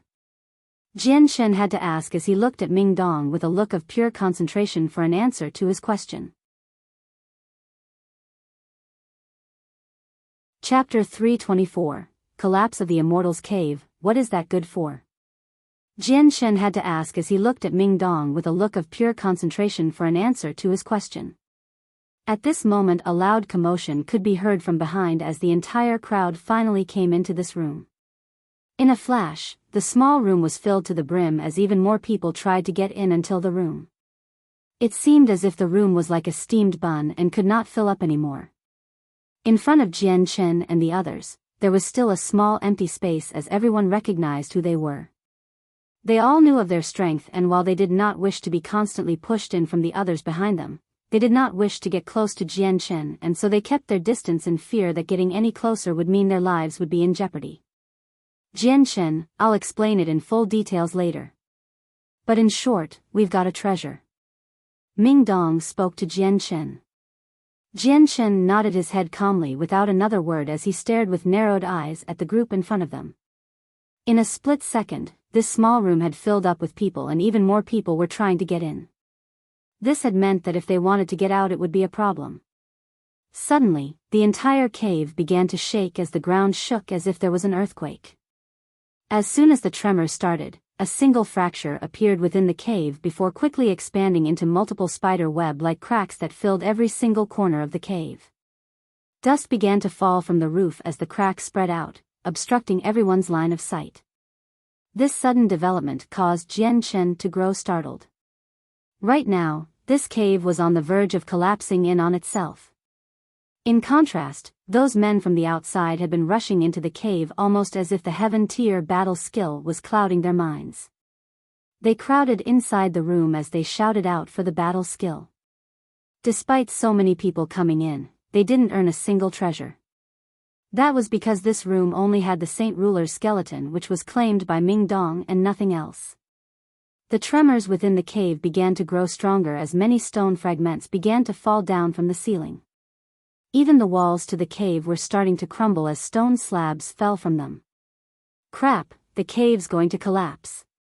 It seems this cave took one too many attacks. The Saint Ruler's skeleton must have been living in harmony with the cave, so once we took the skeleton, the pressure we felt earlier disappeared with it. The cave can't hold itself up any longer, Jian Chen, we have to get out right away. Ming Dong had learned a lot in his 1 year away from Jian Chen, so he had quickly figured out the relationship between the skeleton and the cave. Even Jian Chen's face grew serious as he looked at the group in front of him and yelled, "The cave is about to collapse, everyone hurry up and get out." Jian Chen's voice was almost like a horn that blasted everyone's ears like a thunderclap as he commanded them all to exit the cave. Those men who were blinded by the heaven-tier battle skill immediately regained their senses and realized the situation that they were in. Each one took on a look of shock as they all cried out, "Crap, the cave's collapsing, Hurry up and get out or we all die here. Crap, it really is collapsing. Get out now. I don't want to die here. Whoever doesn't want to die needs to hurry up and get out of here. More and more people began to notice the strangeness of the situation and began to pale in the face. After several shouts, everyone began to charge for the exit to the outside world as if their lives depended on it. Many men had even been pushed to the ground and trampled in their rush to run out. Fucker, who stepped on me? Hurry up and show yourself, do you wish to die? That's my hand you stepped on.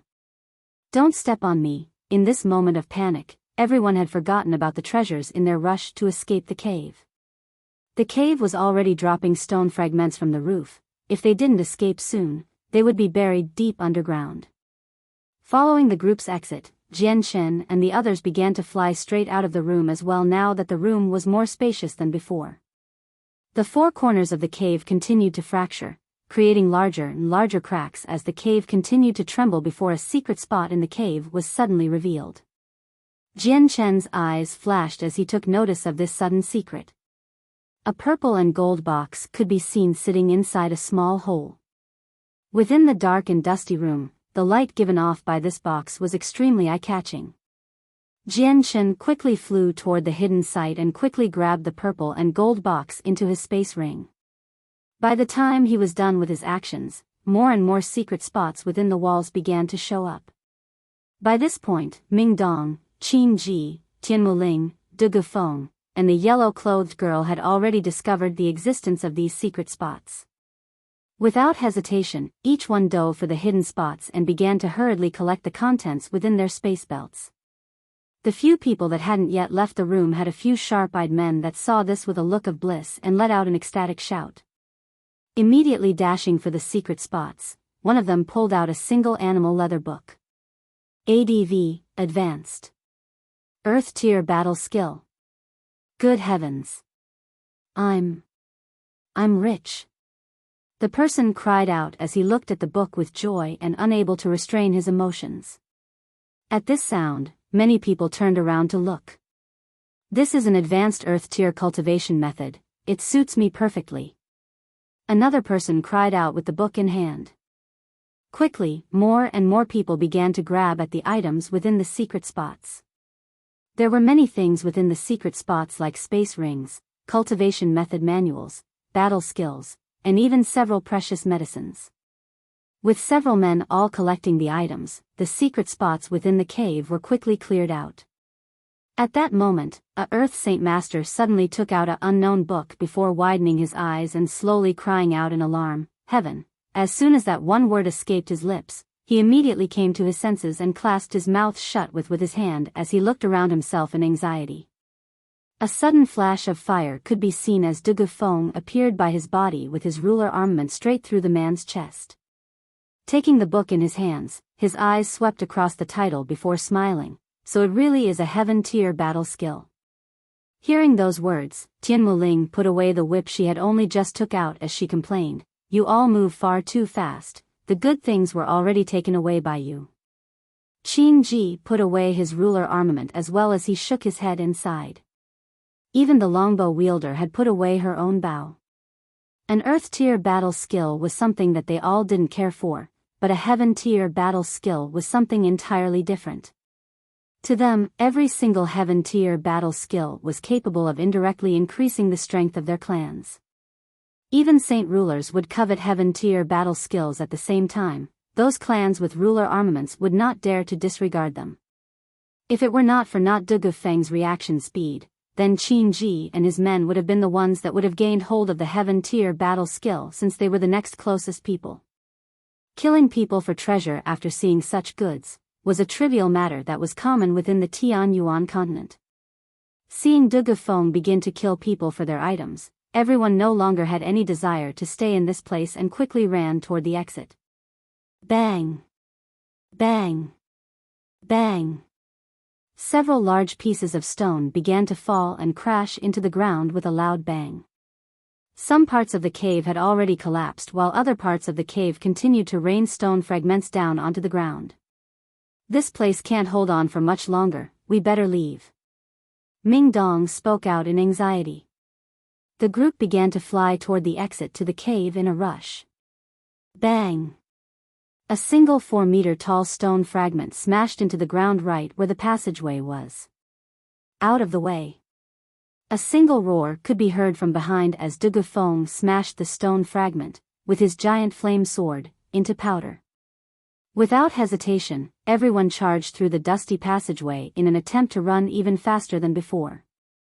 Soon enough, the group finally made it through the exit to the cave with everyone looking worse for wear. Not only were their clothes filled with dust, but even their faces had a layer of dirt on them that made them seem extremely dirty. "Phew, we're finally out. I thought we were going to be buried alive." Ming Dong exhaled as he dusted himself off. Right in front of them was the group that had pushed their way out earlier. A good majority of them were all dusty and had a good layer of dirt on them. Some of the more unfortunate great saint masters were even nursing their wounds from when the stone fragments fell on them. "Out of the way, get out of the way, you annoying." Suddenly, a voice that Jian Chen was all too familiar with could be heard. Jian Chen turned his head to look only to see Qin Shao pushing through several people in a hurry through the dust. "What's your rush? Didn't you get enough from earlier? Or did you forget that you wanted to die? Fuck, so a lowly great saint master dares push me? You must be terribly impatient to die." Immediately, a loud group of men cursed in anger toward Qin Shao as the group of men that he had pushed began to prepare to find trouble with Qin Shao and start a fight. Qin Shao didn't bother to listen to the angry swears as he hurriedly looked all over the place. Soon enough, he saw Jian Chen and let out a sigh of relief before rushing on over to him. "Jian Chen, are you fine now? I heard that the cave collapsed, and since there were a lot of people in there, I began to worry." Upon seeing that Qin Shao and Jian Chen knew each other, the ones that had cursed at Qin Shao immediately went silent and obediently closed their mouths in fear that even a fart would come out of them. As for those who were prepared to fight with Qin Shao, they all went pale in the face and submissively retreated back into the crowd to blend in with it. By now, Jian Chen's fame and reputation had preceded him. He and the 5 experts were two matters on completely uneven footing. Jian Chen was someone everyone knew and didn't dare offend. After all, his fight against Zhigu was seen by everyone quite clearly. Not only was he able to kill him, but he was able to take on Zhigu's Earth-tier battle skills without any harm to his body. This was an entity that was far too strong for anyone to dare offend. The most important thing was that Shi Xiangran and Jie Wukong of the 5 experts had died from within the cave. While only Qin Ji and a few others had seen the reason for their death, but these 2 men had grievances with Jian Chen. With that, it did not take much thought to connect the dots. Adding on to the fact that Jian Chen had chased Dugu Feng out of the cave, everyone could see the pattern from there. After all, the majority of the men there were all meticulous people. Although the heaven-tier battle skill had temporarily made their brains numb, this was not be proof that they were stupid. A heaven-tier battle skill was just too strong of an allure for them to resist. Seeing the deep look of concern on Qin Zhao's face, Jian Chen couldn't help but smile at him. "Don't worry, I'm fine." Ming Dong walked toward Qin Shao with a dusty face as he clasped onto Qin Zhao's shoulder. "Hey, brother Qin Shao. Still remember me?" Qin Shao quickly turned to look at the dusty and dirty face of Ming Dong, but the dirt concealed nothing from Qin Shao. His eyes quickly recognized Ming Dong's face and widened in surprise before shouting out loud in amazement, Ming Dong. Weren't you not going to participate in the gathering of the mercenaries? How are you here?" Ming Dong laughed. "I wasn't planning to, but then someone was looking for me, so I came along." "Someone was looking for you? Who?" Qin Shao spoke with confusion. "It's a long story, let us wait for us to find an empty place before we talk. Come, Qin Shao, let me introduce you to everyone." Ming Dong grabbed onto the flame sword-wielding Dugu Feng and pulled at him. "Brother Qin Shao, this is the newest member of our group, Dugu Feng. From now on he will be a fellow brother." Qin Shao was taken back for a moment before quickly resuming his straightforward attitude and greeted Dugu Feng enthusiastically. Dugu Feng replied with a smile.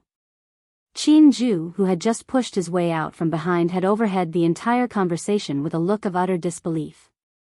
He didn't dare believe what he had just heard, but he didn't see De Gufeng say anything in objection and had even replied back to Qin Shao with a smile. In the end, Qin Ju could only choose to accept this as the truth, but his heart was still filled with doubts. De Gufeng was one of the 5 experts and simultaneously had a clan behind him that had even the Tianqin clan's respect. Just how could a person like this suddenly become so close to Jianchen? Chapter 325, Huang Wan. This matter must be reported to the Patriarch. With the young lord and the disciple of the Duga clans to suddenly become friends with each other, this spells out something major for our clan. If we can use this newfound friendship with the Duga clan, then our clan will definitely pull out ahead of the others. Qin Ju thought to himself. Although he was a quiet person who rarely spoke, he was not at all stupid. Qin Ji walked up to Jianchen with a smile. Brother Jianchen, when you have time, you should come by our Qinhuang kingdom. Our Qinhuang kingdom is a few dozen kilometers north of Mercenary City.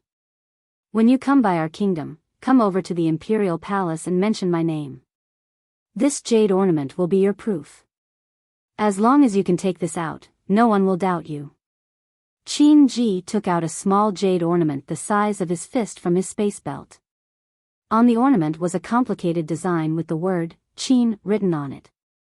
Will do, when I have the time I will go meet brother Qin Ji in your kingdom. Jianchen smiled as he took the ornament from him. In his mind, Jianchen began to suspect something. Was Qin Ji the prince of the Qinhuang kingdom? Qin Ji and Jianchen spoke a few more words before finally splitting up from each other. Little brother, I have to leave now too. Make sure you remember, you still owe one small thing. Tian Muling spoke as she walked up to Jianchen and spoke to him in a gentle manner with her mature charm. Jianchen gave an embarrassed smile as he spoke. Sister Tian Muling likes to joke, I see. You've given me a precious item. In the future when I have the chance, I will definitely return the favor 10 or even 100 times back. Tian Muling followed Qin Ji's lead and left after that. Everything inside the cave was no longer recoverable. Since it had collapsed, many groups of men began to leave in 2s and 3s. Yet, some people were still staying behind. Jianchen and his group didn't have any plans to stay behind either.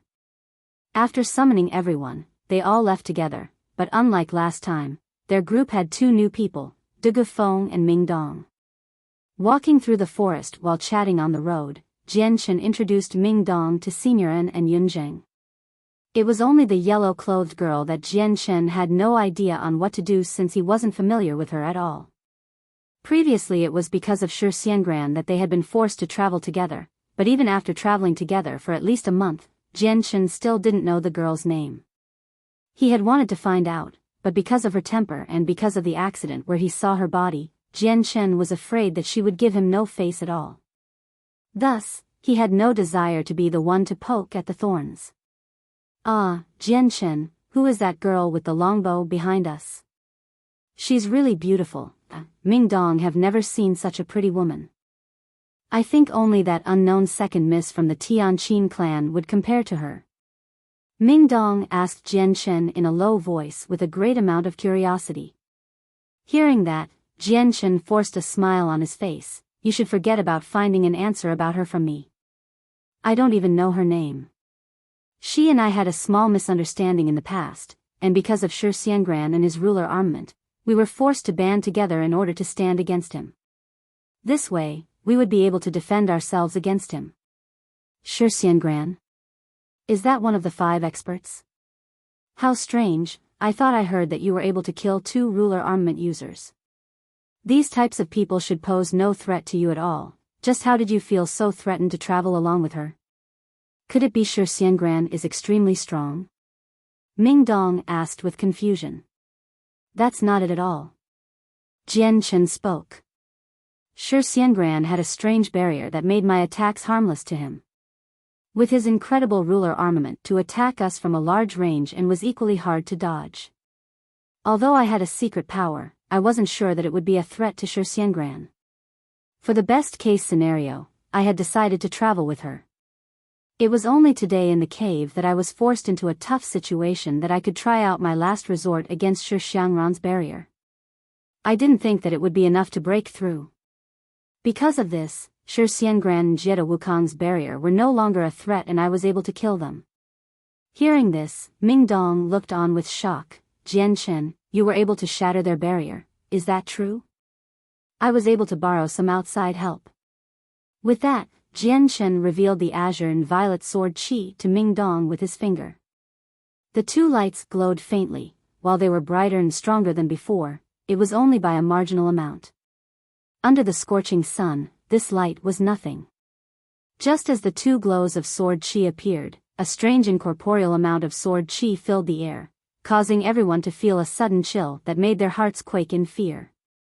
The azure and violet sword qi was Jian Chen's biggest trump card, but he had revealed it many times already and it had been seen by many people.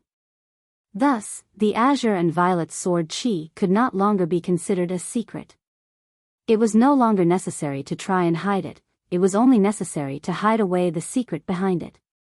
After the survival competition was over, they would enter the individual fighting tournament which would take place on an elevated platform against other strong individuals. If Jian Chen wanted to be the number 1 rank, then he would have to use his azure and violet sword qi, thus there was no longer a point in hiding the sword qi. Jian Chen didn't talk about the azure and violet sword qi too much, aside from a little display of their strength and their name, Jian Chen hadn't said anything else about it. Even with the azure and violet sword qi revealed, he still wanted to keep some factors of it hidden so when the time comes, it would still be a mysterious threat.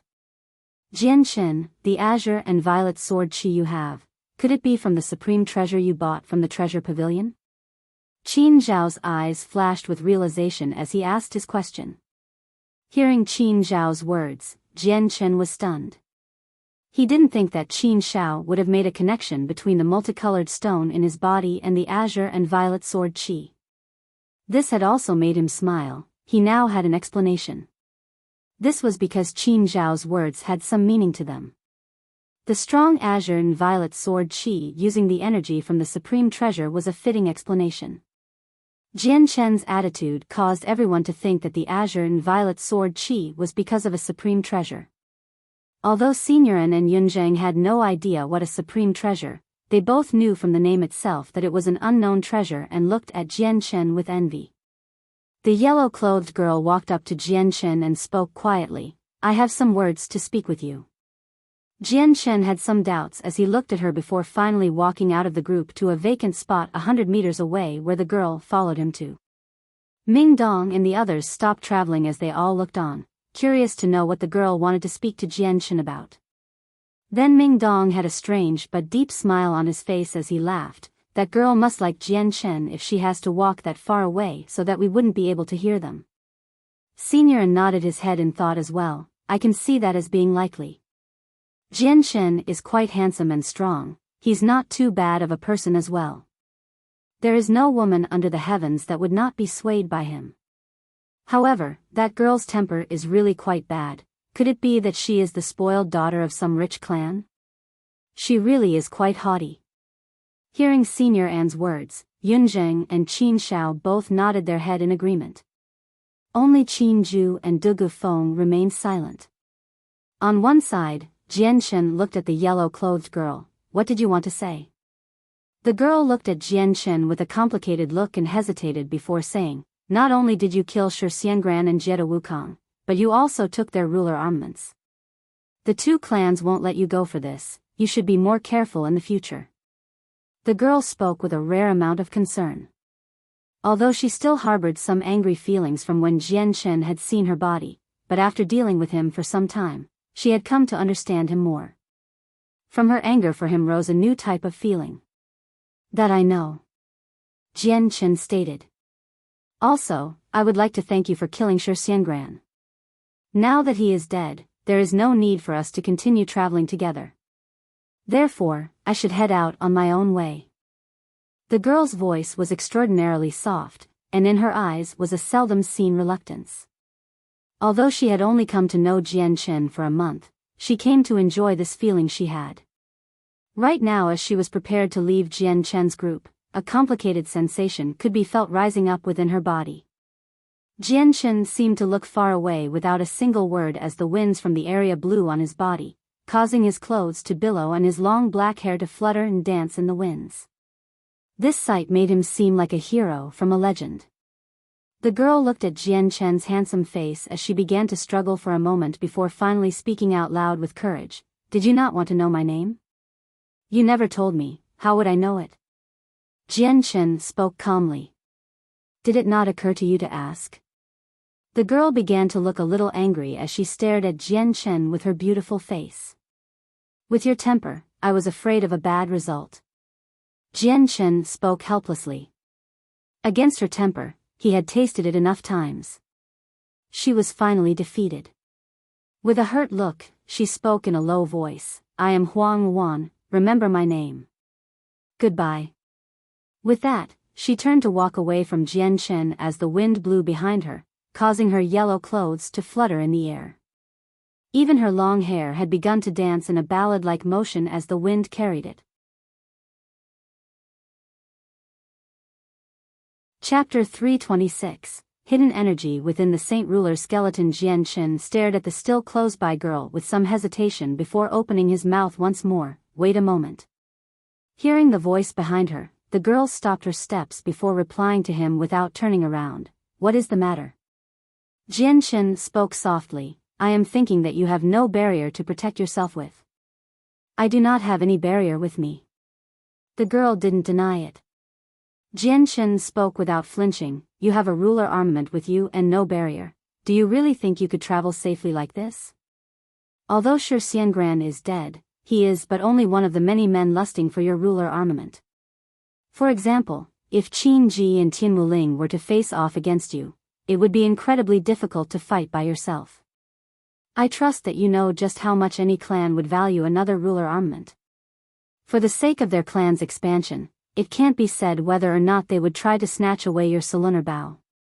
After all, to them, this is a huge achievement, and at the same time, you have no relations to them. Aside from those two, this place still has many strong Earth Saint Masters and some that may even be organized. While your Solunar Bao is capable of killing an Earth Saint Master with ease, if a group of Earth Saint Masters were to attack you at the same time, would you have enough time to shoot them all? In the end, your Solunar Bao is only strong from afar. If they were to get close, then your Solunar Bao would lose its superior edge. In the end, who knows whether or not someone will place a trap for you?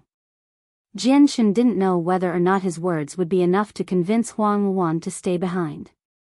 Perhaps it was because of the month they had traveled together, but Jianchen had no desire to see the beautiful girl die in a place like this. Jianchen didn't have a good understanding of ruler armaments, but he did know that for the sake of protecting his ruler armament, the extremely proud Du Gufeng had sacrificed his own life and was even willing to make a blood oath. From this, Jianchen could infer that the ruler armament was truly something that many families would pay a heavy price for. With Huang Wan by herself as a long-ranged ruler armament user, if an enemy were to get close to her, then her longbow would lose its effectiveness. She didn't have a barrier either, so it would be hard to avoid those who might have a greedy heart. Qin Ji and Tian Wuling were the two people Jianchen was most worried about. If either one were to get close to Huang Wan for a long period of time, then they would be able to touch her with ease. Although Jianchen wasn't sure they would do anything against Huang Wan, one must be cautious even if the chance was only 1%. Hearing Jianchen's words, Huang Wan's face grew extremely serious. Jianchen's words made perfect sense, and after the events from the cave, everyone knew that she had a ruler armament. Although this was something most people were only hearing about for the first time, they would know what a ruler armament was soon enough. She was afraid of meeting these men. With this treasure on her and no defensive barrier while traveling by herself, she would definitely be a target for those who might come across her. With that in mind, Huang Wan's face grew dark. Originally, she had thought that Shi Xiangran's death would be the only thing she needed to live in peace. She hadn't thought that she would gain a new type of headache. This ruler armament was far too precious. Just in case anything happens, you should continue to travel with us. This round of the tournament is almost over anyways. By the end, We'll all be transported out of this area, you'll be safe then. Seeing Huang Wan's willpower waver a bit, Jian Chen took the chance to strike. He didn't know whether or not he was a friend or stranger to her, but he had no desire to see something unexpected happen to her. Maybe it was because she was exceedingly beautiful, or maybe it was because he had grown to like her as a friend in the month they had been traveling together. Or maybe it was because he was still feeling guilty about seeing her body that one time. But this was a complicated matter that even Jian Chen couldn't explain clearly. Huang Wan stood there without moving, almost as if she were a statue. Then after some time, she was finally convinced and nodded her head. With a sigh of relief, Jian Chen smiled. Let's head back now and find a place. Afterward, we just need to wait. With our collected tokens, we'll definitely be within the top 500. With Huang Wan deciding not to leave the group, the two walked back to the group. As they returned, Jian Chen couldn't help but notice Ming Dong gave him a knowing wink. Despite not saying anything, it didn't take an idiot to figure out what that wink meant, but Jian Chen sensibly said nothing. Brother, how amazing. This girl is comparable to even my sister in beauty, but she isn't as kind as my sister. Qin Shao laughed as he spoke to Jian Chen with a meaningful smile, causing Jian Chen to smile awkwardly. The relationship between him and Huang Wan wasn't like what everyone thought, but Ming Dong and the others were trying to say otherwise. If he tried to explain himself now, not only would it not have a single impact on the situation, but it would also deepen everyone's misunderstanding. Later, within a clear and vacant space, several white tents were pitched.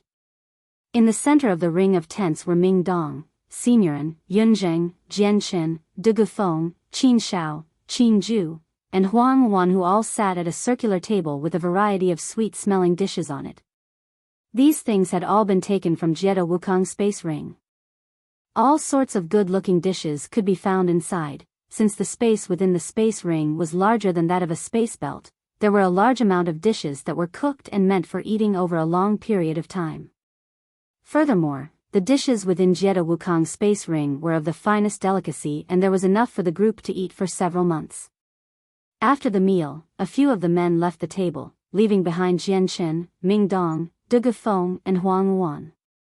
Ming Dong looked around the table before taking a sneak peek behind to see if anyone else would come back to the table.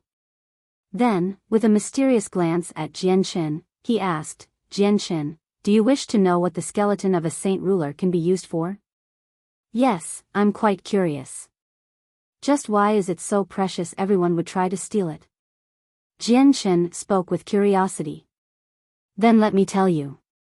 A sing-song-like voice could be heard as Huang Wan suddenly took the initiative to speak with a quiet voice. Preparing to speak, Huang Wan organized her thoughts before saying, a saint ruler has a limited lifespan, so naturally, they die a natural death. This type of death is what we have come to call a seated death. The energy within a saint ruler is incredibly strong and pure.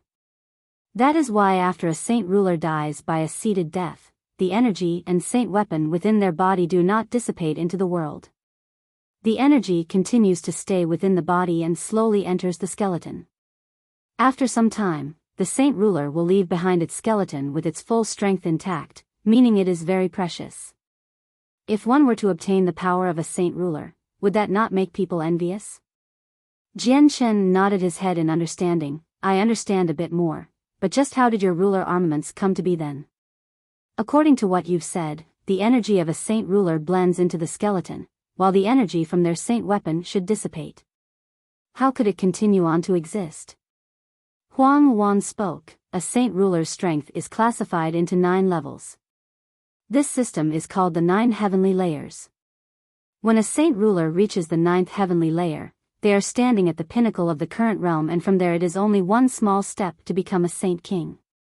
At this step, the saint weapon within their body has reached a peak of qualitative energy. By this point, a saint ruler is strong enough to sever the connection between himself and the saint weapon. Thus, when a saint ruler reaches the 9th heavenly layer, they will take out their saint weapons and sever the connection. The saint weapon will be able to maintain the energy within it forever without dissipating, and thus becomes a ruler armament. So when a saint ruler reaches the 9th heavenly layer, they will be able to sever the saint weapon's connection to themselves, but no one under the ninth heaven layer will be able to accomplish such a feat. Then, when these saint rulers die a seated death, their saint weapon's energy will be harmonized into their skeletons just like this one skeleton we have now? Jian Chen asked. Correct. Huang Wan said. Then that's strange, when a saint ruler reaches the ninth heavenly layer, just why would they sever their connection with their saint weapon and give it to someone else? Of course, for those saint rulers with a family, they would do this to benefit the younger generation, but if I recall correctly, this wouldn't be the case for most people, as not every saint ruler has such a clan to be in. Jian Chen asked the question on his mind. It is because of a correlation to an unrealistic legend. Because of that, every saint ruler that reaches the ninth heavenly layer will choose to break off the connection and retain the perfected state of the saint weapon. Huang Wan said. Legend? Oh, right. Jian Chen, Uncle Tian told me something before, let me explain it to you. Ming Dong said. Uncle Tian said that when a ninth heavenly layer saint ruler severs the connection with his saint weapon, they will leave behind a small amount of essence, qi, and spirit, in their saint weapon and eagerly await for an impossible legend to happen to them. What legend is that? Jian Chen spoke eagerly. Resurrection. De Gufeng spoke seriously. What, resurrection? Jian Chen said startled as he stared at them all with disbelief. Ming Dong nodded his own head with a solemn look. That's right, it truly is resurrection. This is what Uncle Tian told me. That's, just how could it be that? Jian Chen spoke as if the very notion was inconceivable. Huang Wan sighed as she replied, of course it's not possible since no one has ever achieved such a thing before. However, one thing is for sure, those saint rulers at the ninth heavenly layer are all staunch believers of this without any doubt. Thus, when a saint ruler reaches the epitome of the ninth heavenly layer, they choose to sever their connection with their saint weapon. De Gufeng grew dark. I can only assume that there is something we don't know. Otherwise, why would the saint rulers at the ninth heavenly layer believe in such a fairy tale without a doubt?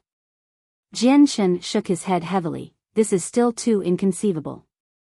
For a saint ruler to use their saint weapon in order to resurrect, that is too much of an exaggeration. It is no wonder this legend has never borne fruit since it is an impossible task to begin with. As Jian Chen spoke these words, Huang Wan, De Gufeng, and Ming Dong all agreed with him. Chapter 327, End of the survival competition. In regards to this information, Jian Chen was truly shocked. Huang Wan and De Gufeng were both from major clans with a saint ruler ancestor as an overseer and were both in high positions in the clans, so they knew enough about these matters. While Ming Dong was born in a small village, because of the unfathomably strong saint ruler in the Madare Shrine and Ming Dong's relationship with him, he was able to learn many secrets that made him as knowledgeable as Huang Wan and De Gufeng. The three of them continued to give their accounts on the secrets of a saint ruler, allowing Jian Chen to understand not only their strength classification, but also the powerful might of the remains. The total amount of accumulated energy within a saint ruler's skeleton was capable of being absorbed by a cultivator for their cultivation. However, only a heaven saint master would be strong enough to extract the energy from a saint ruler's skeleton, since a saint ruler's energy was far too concentrated for anyone below a heaven saint master to endure. Other than that, ruler armaments somehow carried a shocking secret within them. A saint ruler that died in a seated death would be able to resurrect with it. This was almost like a story of the Arabian Nights. No one had ever seen it happen before. Although only a saint ruler at the ninth heavenly layer would be able to sever the connection with their saint weapon, the rest of this legend was nothing more than that unless there was a secret that the common man wouldn't know. These two bits of information had given Jian Chen a lot to think about. He truly did feel that this world was far too strange and was unlike the original world he used to live in. De Gufeng took out an unknown book from his space ring and handed it over to Jian Chen. This is a heaven-tier battle skill, but only a water-attributed person will be able to use it. It's no use for me, so you should take it. Hearing that, Jian Chen's eyes sparked together. Taking this book to see the contents, he had to make sure himself that it was truly a battle skill for only a water attribute cultivator. Turning to Huang Wan, he spoke, "If I remember correctly, you are a water attribute.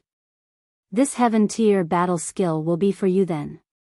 Taking a look at the battle skill, she threw it back at Jian Shen. "My heaven tier battle skill is higher than this one, I won't be needing it." "Could you not learn both of them?" Jian Shen asked.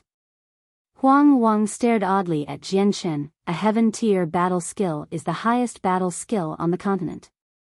Each heaven tier battle skill is highly profound so that a regular person would never be able to fully comprehend a heaven tier battle skill in their entire life. It isn't to say that learning more battle skills are good. Even if one were to learn many heaven tier battle skills, they would not be better than one who mastered a single one.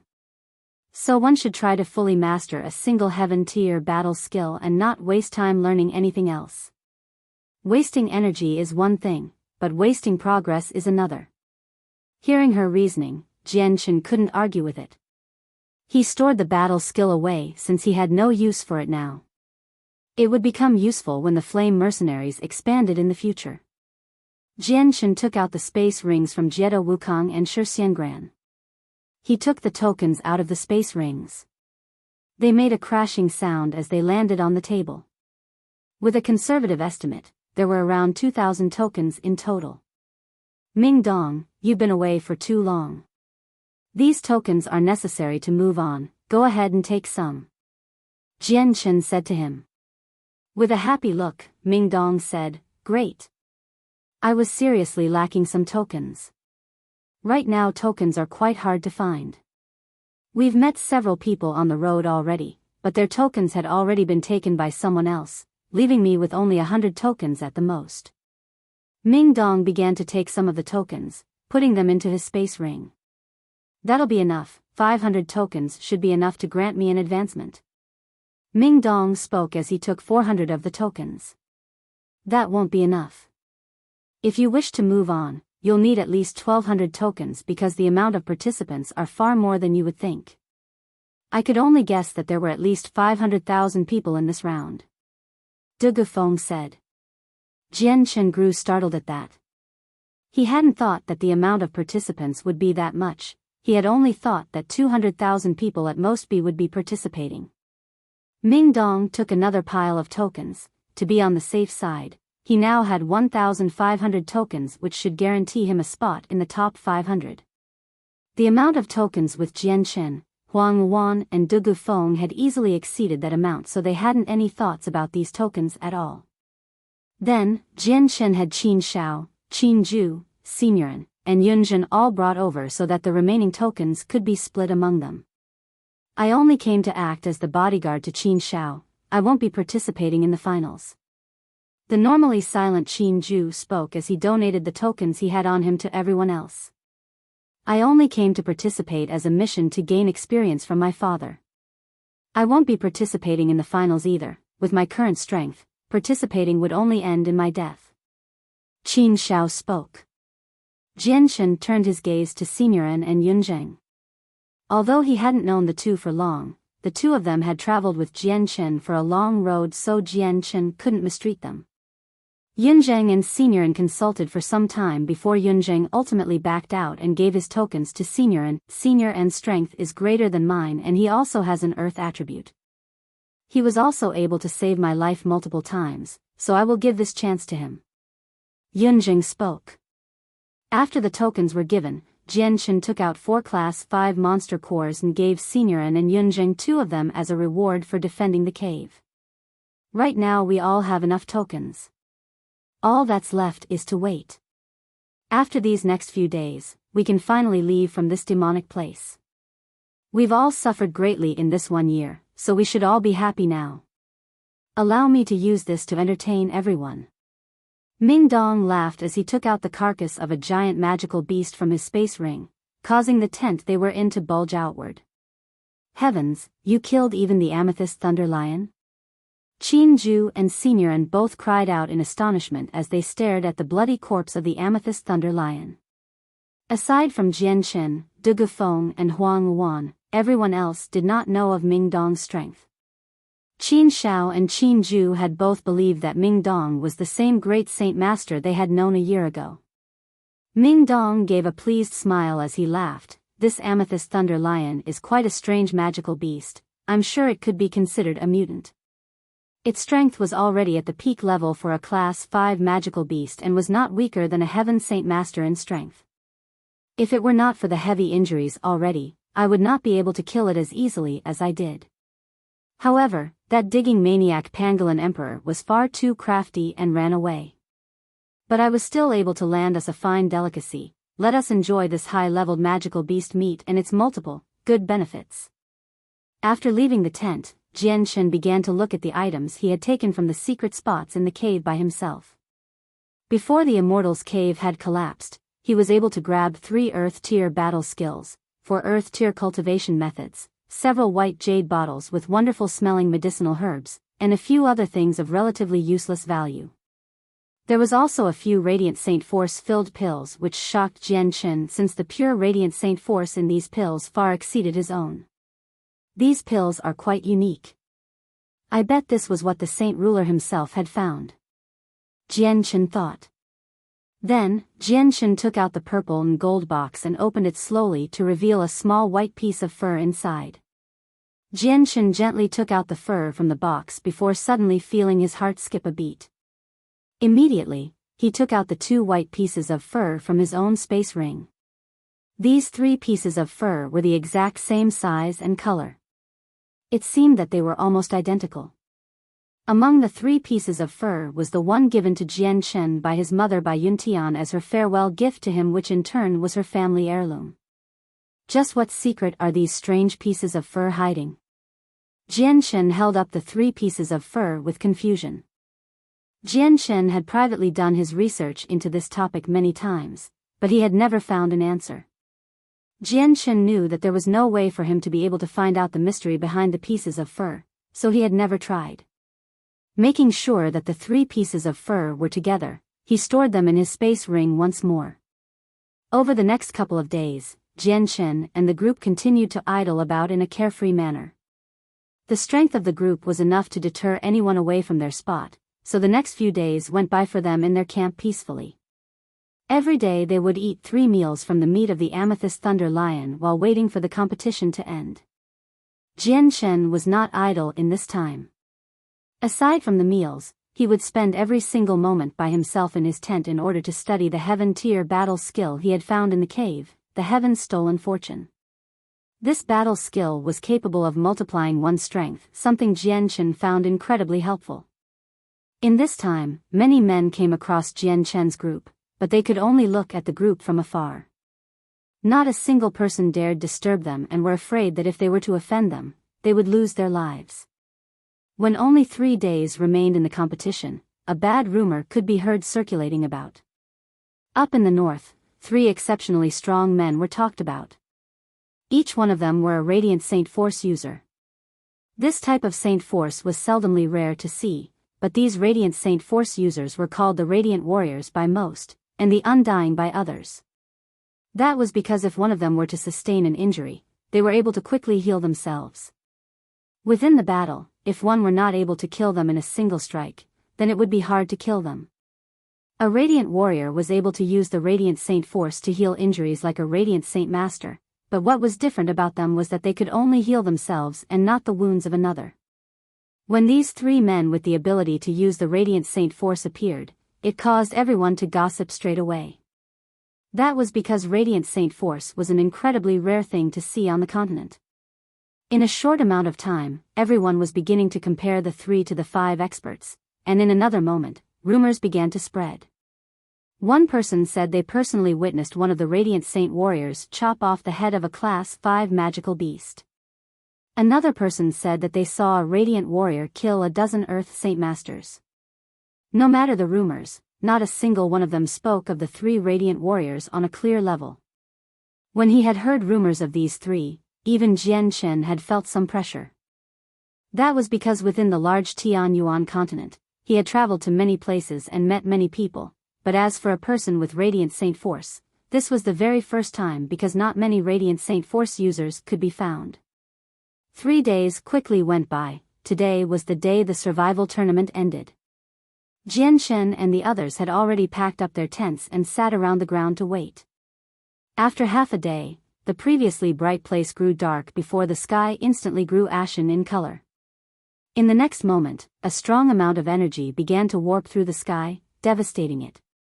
As the sky grew darker and darker, the entire area began to grow even more gloomy. The berserk energy within the sky continued to cause turmoil in the sky before finally cracking the sky as if someone had shattered it. The crack in the sky continued to expand before quickly filling up the entire place. By now, the entire place was pitch dark without any light visible. Not even a single star could be seen, causing everyone to feel a little pressure. Suddenly, a large attractive force could be felt that even Jianshen felt that he wasn't able to resist. It seemed as if this world was on the verge of collapsing as the entire place grew dark. Jianshen couldn't tell what was happening anymore, but he could feel that an unbelievably strong energy was lifting him into the air. 20 or so breaths into the darkness, it finally cracked before the world resumed its normal appearances. The difference was that not a single person could be seen, everyone had already been transported away from this place. Suddenly, a strange energy filled the air as the dead bodies of the competitors began to slowly fade away. Chapter 328, Threat 1. As the darkness receded to make way for the light, Jianshen looked up only to see a large shrine. This shrine was large enough to house 10,000 people, but at this moment, this place was already filled with many scraggly-looking men that had all just been brought here along with Jianshen. What type of energy is this for it to be strong enough to transport every single person in that world? Could it be a saint ruler? Or maybe a saint king, or perhaps a saint emperor? Jianshen thought to himself in amazement. The energy that had enveloped him was far too strong for him to even think about defending himself against. For those with tokens, please come here to register your name. For those without any tokens, please exit this place immediately, the door is behind you. At that moment, a loud voice echoed throughout the shrine as an elderly-looking man sat by a long table as if he had been waiting there for some time. By his side were two assistants who looked to be around the same age as well. With those words in mind, many people grew depressed before walking toward the door. After everyone had left, only 200 men remained. Jianshen ended up as the most attention-grabbing person because his clothes were still intact. Everyone else was in terrible shape and their clothes were not covering up most of their body. Many didn't even have a single space belt and used a bag to hold their things. From this group, the majority of them were all great saint masters while only a few dozen earth saint masters remained. Jianshen looked around himself. From the 200 people here, he recognized no one. Not even Ming Dong or Qin Shao could be seen. It seems that we were all taken outside. Jianshen thought to himself. The 200 men continued to walk toward the elder and the very first person had begun to take out his tokens from his space belt to show to the elder. The elder swept his eye over the sum and spoke, 5 tokens, verification complete. Immediately an elder took out a brush and wrote the number 5 on a piece of paper before barking out, speak your name. Liang Dezhong. The competitor spoke respectfully. You may go. The elder wrote down Liang Dezhong's name. The third elder took away the black tokens. The 3 elders worked in a fluid tandem. One would verify that the tokens were real while the second took their names and numbers and the third collected the tokens. The second competitor came to the table and dropped 3 tokens on the table. 3 tokens, verification complete. The first elder spoke.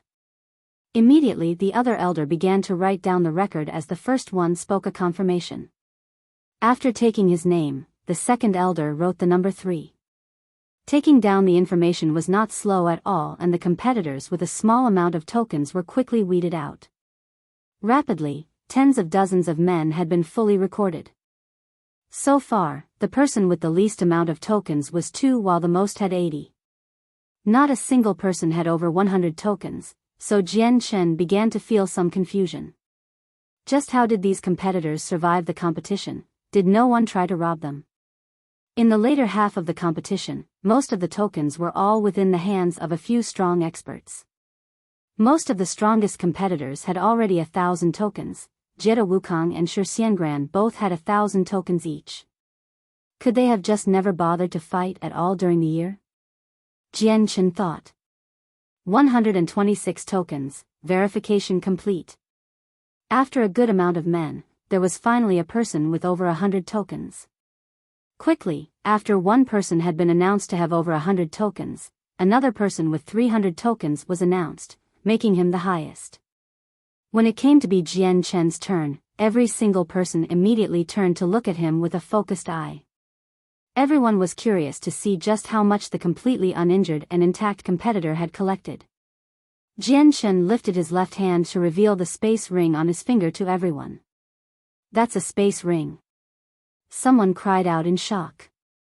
A space ring was the symbol of wealth and meant anyone that wore one was not an ordinary person.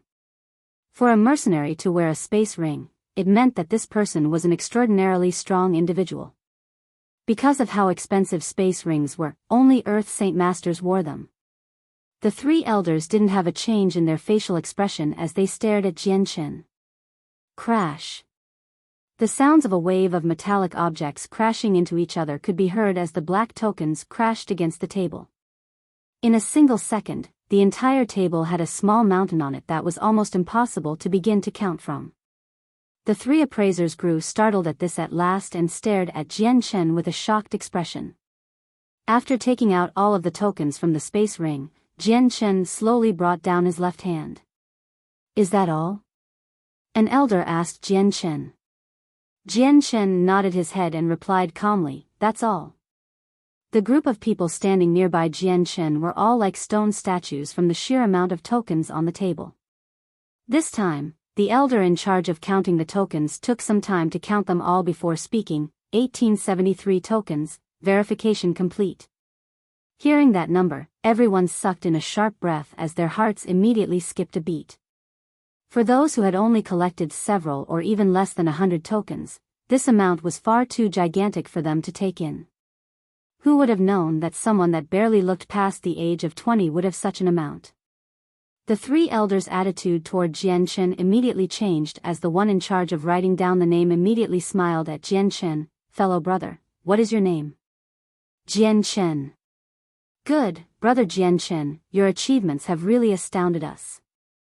I hope you can continue to astound us and have many more achievements in the next round.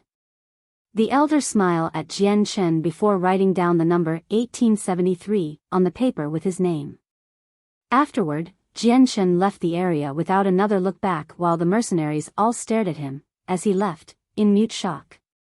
Jian Chen, that youth is named Jian Chen. A person spoke out. Jian Chen, I've heard this name before. His name was recently made known. I've heard that he and the 5 experts are close friends, and that his own strength isn't weaker than theirs. So it's like that? It's no wonder he was able to collect so many tokens if he is able to be compared against the 5 experts. After walking out of the hallway, Jian Chen suddenly found himself in a giant place that was arranged like a courtyard. For giant hallways could be seen in every cardinal direction, and the hallway he just walked out from was one of the 4. Many other miserable-looking competitors could be seen hobbling out of the other hallways. In the middle of the courtyard-like arrangement was a single wide space which was filled with people. Among the crowd was a single large space gate that shined brightly overhead. On the other side of the space gate was a stone statue that was familiar to everyone. Jian Chen, we're over here. A loud cry came out from far away as Ming Dong waved his hand at him. By his side, Huang Wan and Du Gufeng could be seen standing there. Seeing his friend standing there, Jian Chen had a pleasantly surprised smile on his face. He had originally thought that everyone was sent to different places, but they were still all here. Everyone quickly converged together with a happy smile on their faces. This mercenary city is quite strong for it to be able to have such an expansive area. Ming Dong said. Jian Chen's heart skipped a beat. Could we be in some sort of empty space then right now?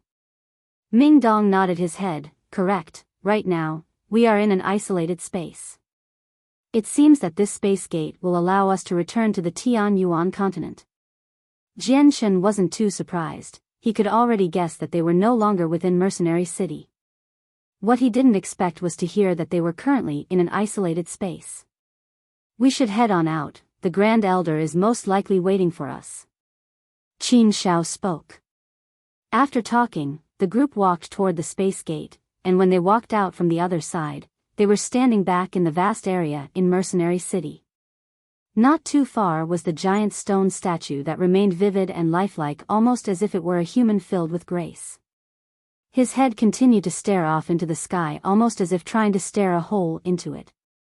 Although I wasn't born in Imo Tianyin's time, I've heard of his legends many times. In his year, the creator of Mercenary City was matchless. No one under the heavens could fight him, and he was even able to drive back the strongest of the Bai. The continent was left safe, but what a shame that he couldn't withstand the corrosion of time.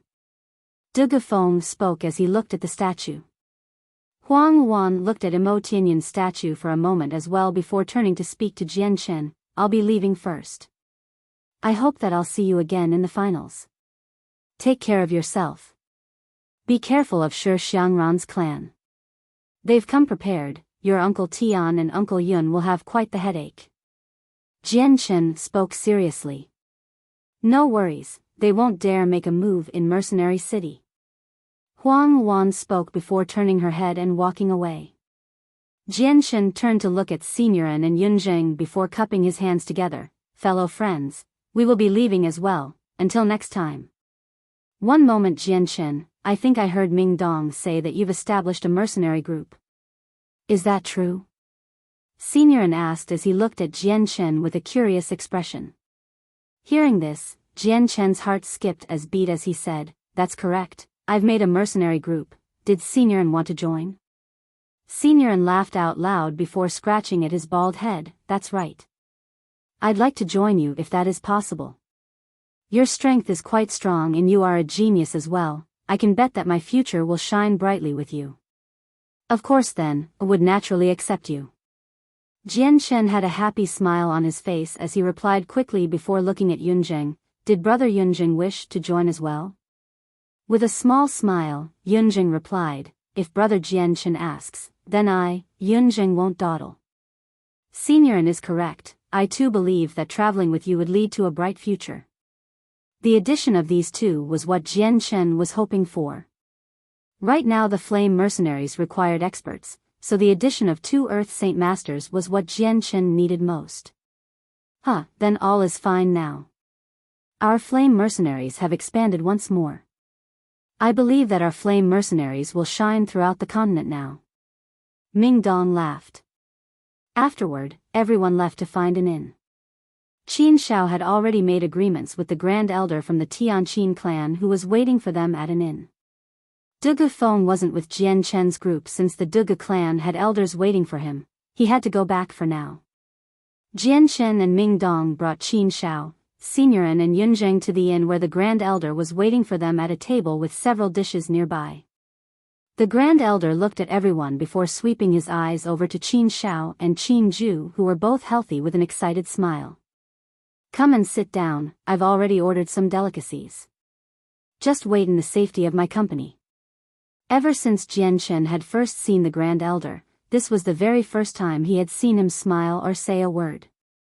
Even Qin Shao was no exception. In that moment, Qin Shao and Qin Ju both felt uncomfortable. Our apologies for worrying the Grand Elder. Qin Shao cupped his hands in respect before sitting down at the table with everyone. Suddenly, the Grand Elder looked at Ming Dong with a sharp glance. In the next moment, a powerful look could be seen as he exclaimed in shock, 6th Cycle Earth Saint Master.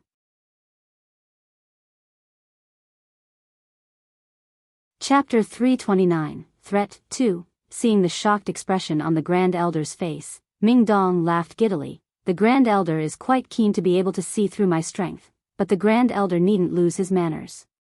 Before the competition had started, the Heaven Saint Master that was the Grand Elder had been able to place a large amount of pressure on Ming Dong. However now, Ming Dong could be at ease with the Grand Elder without feeling any of the pressure anymore. That was because he was merely a step away from becoming a Heaven Saint Master. If it were not for Uncle Tian, then he would have long since made the breakthrough to become a Heaven Saint Master. The Grand Elder continued to stare at the black-robed Ming Dong with his normally peaceful expression. Instead of being clear like water, emotions raged through his eyes, disbelief could be seen within his pupils. Within the short time span of a year, Ming Dong had made the breakthrough to become a peak Earth Saint Master from a great Saint Master. This rate of progression was practically impossible, and the most important fact was Ming Dong's age. From his appearance, Ming Dong wasn't much different from Qin Shao in age. Ming Dong was 30 years old at the very most. For a youth like him to be a mere step away from the Heaven Saint Master realm, this couldn't be called talented anymore. This was the signs of a genius seen once every millennia. A genius that would make anyone else frightened. How is this possible? A year ago you were only a great Saint Master. Just how were you able to become a 6th cycle Earth Saint Master in less than a year? Did you hide your strength before? The Grand Elder found it hard to keep his emotions in check as even his voice began to quaver in shock. Seeing the look of shock on the Grand Elder's face, Ming Dong was delighted. In the past he had been a mercenary of the lowest rung on the ladder, a nobody. He had once looked at the Heaven Saint Masters as a high and mighty position that would never be attained by him.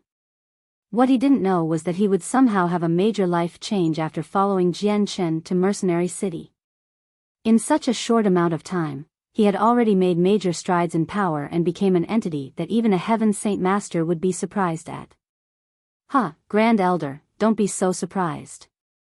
This year I came across a fortunate encounter and was able to make a major improvement in my strength.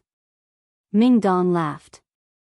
The Grand Elder quickly regained his calm, but the tiniest of shock could still be seen in his eyes as he looked at Ming Dong. This was still something he found hard to believe. For someone who wasn't even 30 years old yet to reach the 6th cycle Earth Saint Master realm, if this were to be leaked out, the entire Tian Yuan continent would be shocked. This was truly too unimaginable.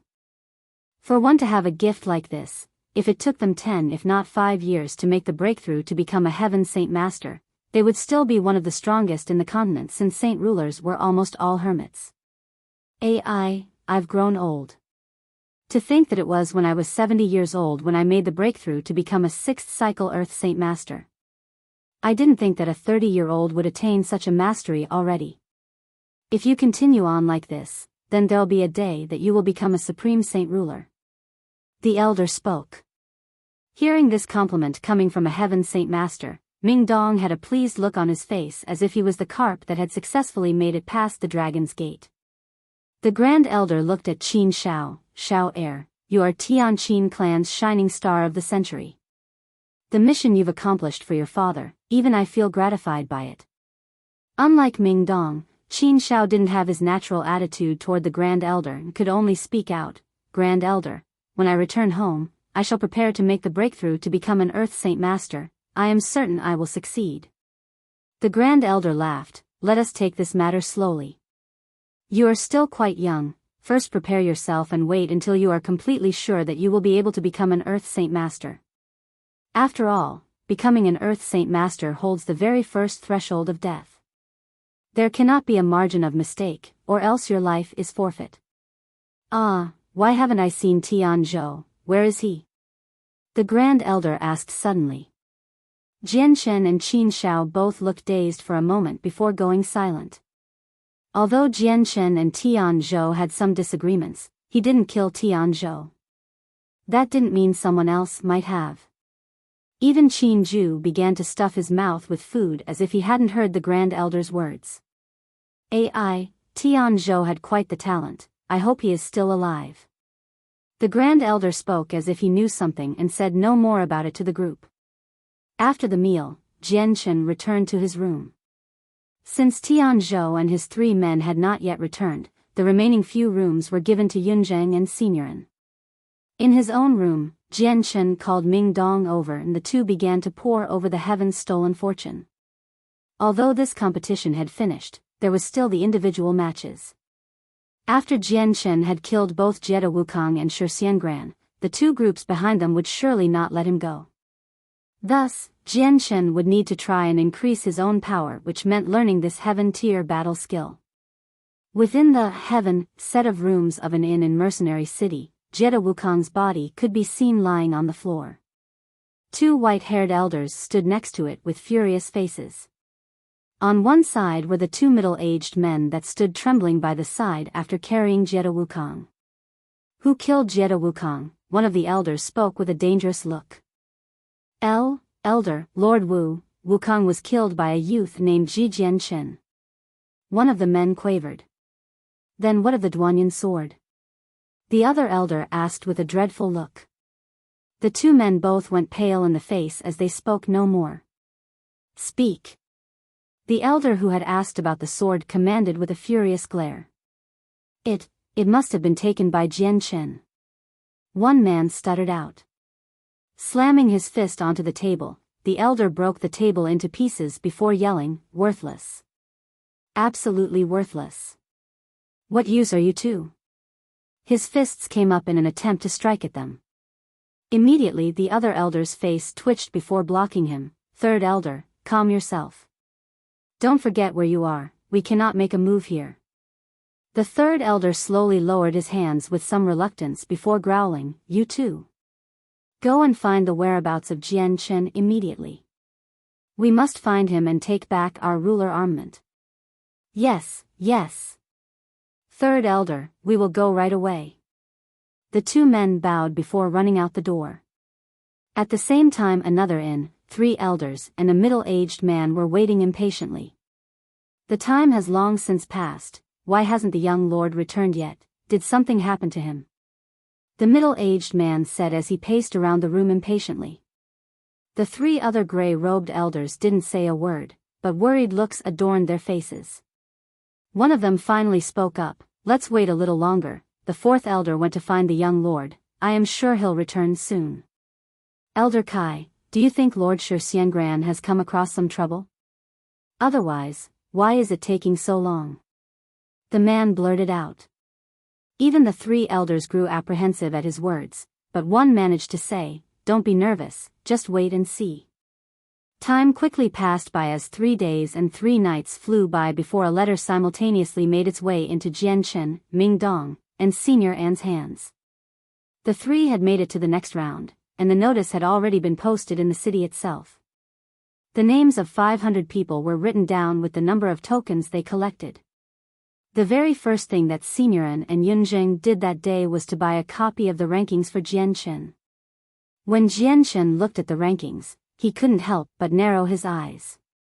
Even with 1873 tokens, he was only in 14th place. The first place person was someone named Karaga. The amount of tokens he had collected had been 3,712 tokens, which was nearly 2,000 tokens more than Jianchen.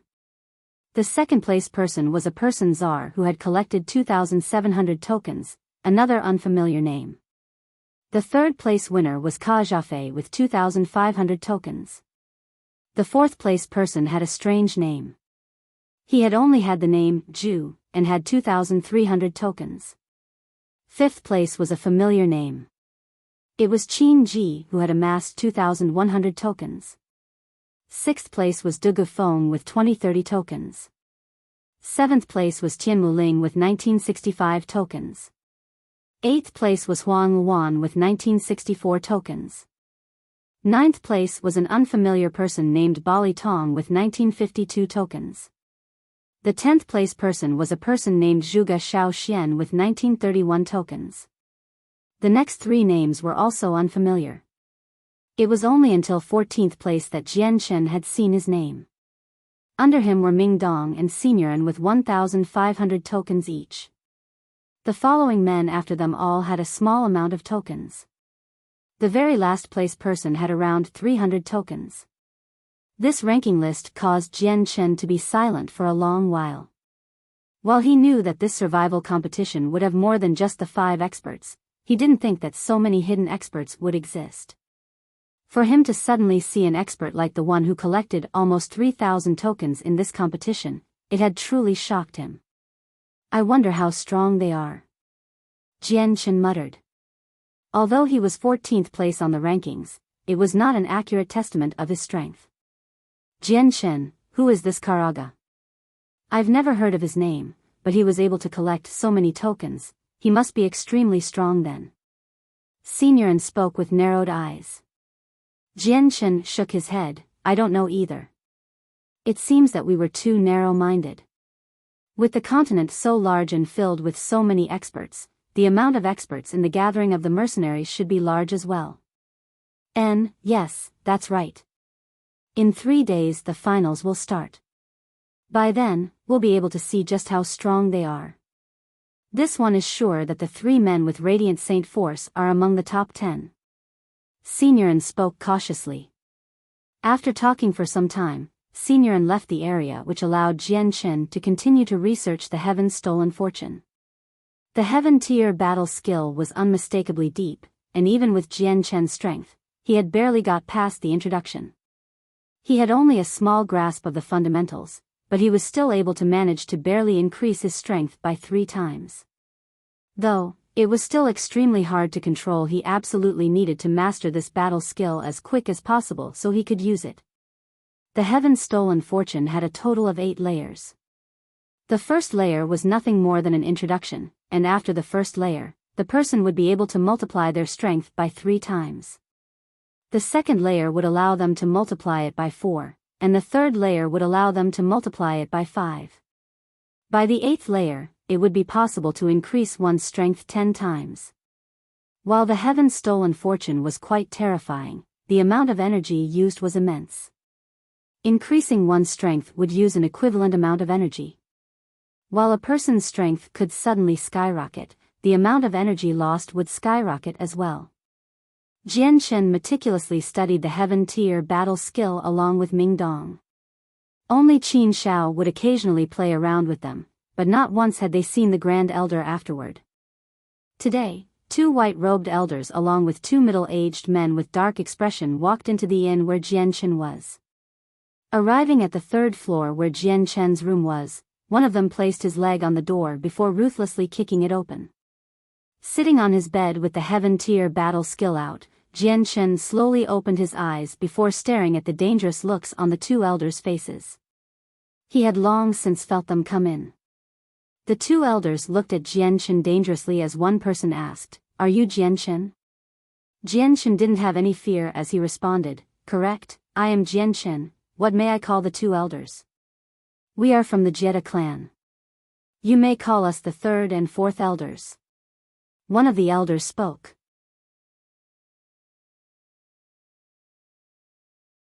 Chapter 330, Threat 3, We are from the Jetta clan. You may call us the 3rd and 4th elders. One of the elders spoke. Still sitting on his bed, Jian-Shen cupped his hands in greeting, "Fellow elders, what business might you have with me?" The 3rd elder glared at Jian-Shen dangerously. "Jian-Shen, let me ask you. Did you kill the young Lord Jetta Wukong?" "And so what if I did?" Jian-Shen spoke. He didn't bother to deny it since many men had seen him kill Jetta Wukong. Even if he denied it, then the Jetta clan would be able to find out the truth from Qin Ji or Tian Wuling straight away. The 2 elders exploded with killing intent as they listened to Jian-Shen's words. How arrogant, to kill the young Lord Wukong. "Jian-Shen, just which clan are you from?" Jian-Shen revealed a small smile. "I am by myself, is there a problem?" The 3rd and 4th elders both looked at each other for a moment before breathing a sigh of relief. Previously, they had been worried that Jian-Shen would have an incredibly strong power supporting him, but now all of their fears had been cleared away. Although the 2 of them clearly knew that there was the risk that Jian-Shen was deceiving them, his answer was what the 2 elders were hoping for. "Jian-Shen, is the Duanyin sword in your hands or not?"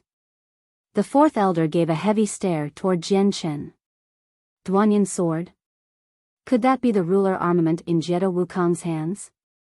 I didn't think that such a small sword would be given such a name, not bad. Jian-Shen laughed. Although the 2 men in front of him were Heaven Saint Masters, Jian-Shen was not afraid. "So the Duanyin sword is still in your hands. If you hand over the Duanyin sword, then I'll make sure to leave your body in one piece." The third elder released a strong amount of killing intent. Jianshen touched the space ring on his hand with a smile. Either way I will be dead. You might as well first kill me and take my space ring. This space ring has what you want, try to do as you please. You arrogant child, do you really think I dare not kill you? The third elder's face grew fierce as the entire room filled with a murderous aura. If you dare then come and kill me. Jianshen laughed coldly. He was gambling on the fact that the two elders wouldn't dare make a scene in Mercenary City. He had remembered the words from the Grand Elder, no matter what happens, do not try to fight in Mercenary City or risk having no help at all. You. The third elder bellowed in anger. He was on the verge of lashing out, but in the end he finally restrained himself. At this sight, Jianshen had a small smile on his face. His guess was correct, even the Jedi clan wouldn't dare to strike in Mercenary City. It seems that this Mercenary City has people even Heaven Saint Masters are afraid of. Jianshen thought. Hearing the commotion within Jianshen's room, Ming Dong walked into the room and looked at Jianshen. I heard some loud bangs in here. Who are they? They're from the Jedi clan. Jianshen calmly replied. Ming Dong instantly realized what was happening. He knew that Jianshen had killed Jedi Wukong and had taken his ruler armament. The moment he heard that they were from the Jedi clan, no other explanation was needed. Jianshen, do you require help? I can call Uncle Tian out to help. Ming Dong spoke under his breath to him. Shaking his head, Jianshen said, no need, this is Mercenary City. They wouldn't dare attack me here, otherwise, they would have tried earlier without trying to intimidate me. Ming Dong had a blank look on his face at that. I had almost forgot that violence is forbidden here. Turning to look at the two Jedi clan elders, he spoke with honesty, fellow seniors, you should go. Staying here would do nothing more but waste your time. The two elders had nearly died from anger from his response as their eyes burned furiously. They had no way to vent their anger since they didn't dare do anything in the city. You too, I killed Jedi Wukong and have his ruler armament. What you wish to know you now know, you may leave. Jianshen spoke as if he was the emperor giving an order. This grievance the Jedi clan had with him would not be resolved easily. To disregard the two like this, the two elders from the Jedi clan grew ashen in the face. If they were not in Mercenary City, then they would have long since struck out at Jianshen. There was no need for them to have such anger. Jianshen, you'll regret this. The fourth elder gnashed his teeth together. Jianshen, return the Duanyun sword or else the Jedi clan will hunt you down no matter where you go. The third elder promised darkly. With a sneer, he pointed to the exit. You too, you may go. Right now, Jianshen didn't bother with any other words. The faces on the two elders grew terrifying as the third elder opened his mouth once more. Jianshen, do you truly wish to offend our Jedi clan? Jianshen said nothing. The fourth elder spoke. Jianshen, I will give you one last chance. Return the Duanyun sword and we will no longer bother you. Even if you leave Mercenary City, we will not chase you. The fourth elder figured out that force would not get the right answer from him, so if a tough approach did not work, a softer approach would be needed. You two may leave. Jianshen was growing impatient by now. Jedi Wukong's clan was not a low one, and with him killing Jedi Wukong, the bridge had been burned. Only an idiot would relinquish the ruler armament and give more power to his enemy. You are certain that you will not return the Duanyun sword? The third elder clenched his fists tightly as an unbearable anger began to course through his heart. By this point, Jianshen had simply closed his eyes and no longer looked at the two elders. The manners of the elders were quite lacking. The master of the house had already told them to leave, yet they still remained. Seeing that Jianshen was being obstinate, the fourth elder let out a breath of air before trying to calm himself down. Right now, he knew that trying to get the ruler armament from Jianshen was impossible. We'll be leaving then. The fourth elder growled before stomping out of the room. The third elder glared poisonously before sneering once as he left the room as well. With a wave of his hands, he blew a gust of wind and closed the door. Sitting right beside Jianshen, he spoke out seriously. Jian, what are you planning now? Those two elders are Heaven's Saint Masters, not easy opponents to deal with by any means. As if he had no care in the world, Jian laughed. No worries, while in Mercenary City they wouldn't dare make a move. Next up is the finals to the competition, so we'll be in the city for quite some time. Even when we leave, I have a way to evade their eyes and ears. Ming Dong took out a book from his space ring and handed it to Jian. Jian, this is a specialized heaven-tier battle skill that was entrusted to me from Uncle Tian to give to you. I was originally planning on giving it to you earlier, but seeing how painstakingly hard you were researching the Heaven's stolen fortune, I was afraid it would impact your studies. However, in this situation, it seems that I should give this to you so you can learn it as soon as possible. If you come across a Heaven Saint Master who is after your life, this will help you immensely. Hearing the words, Heaven-tier battle skill, Jian's heart skipped a beat once more. A Heaven-tier battle skill was something that he absolutely wanted. He didn't think that he would come across 3 separate Heaven-tier battle skills so quickly. Unable to contain his emotions, Jian took the Heaven-tier battle skill. This book was called Illusionary Flash. It was a battle skill specialized for movement and not attacks.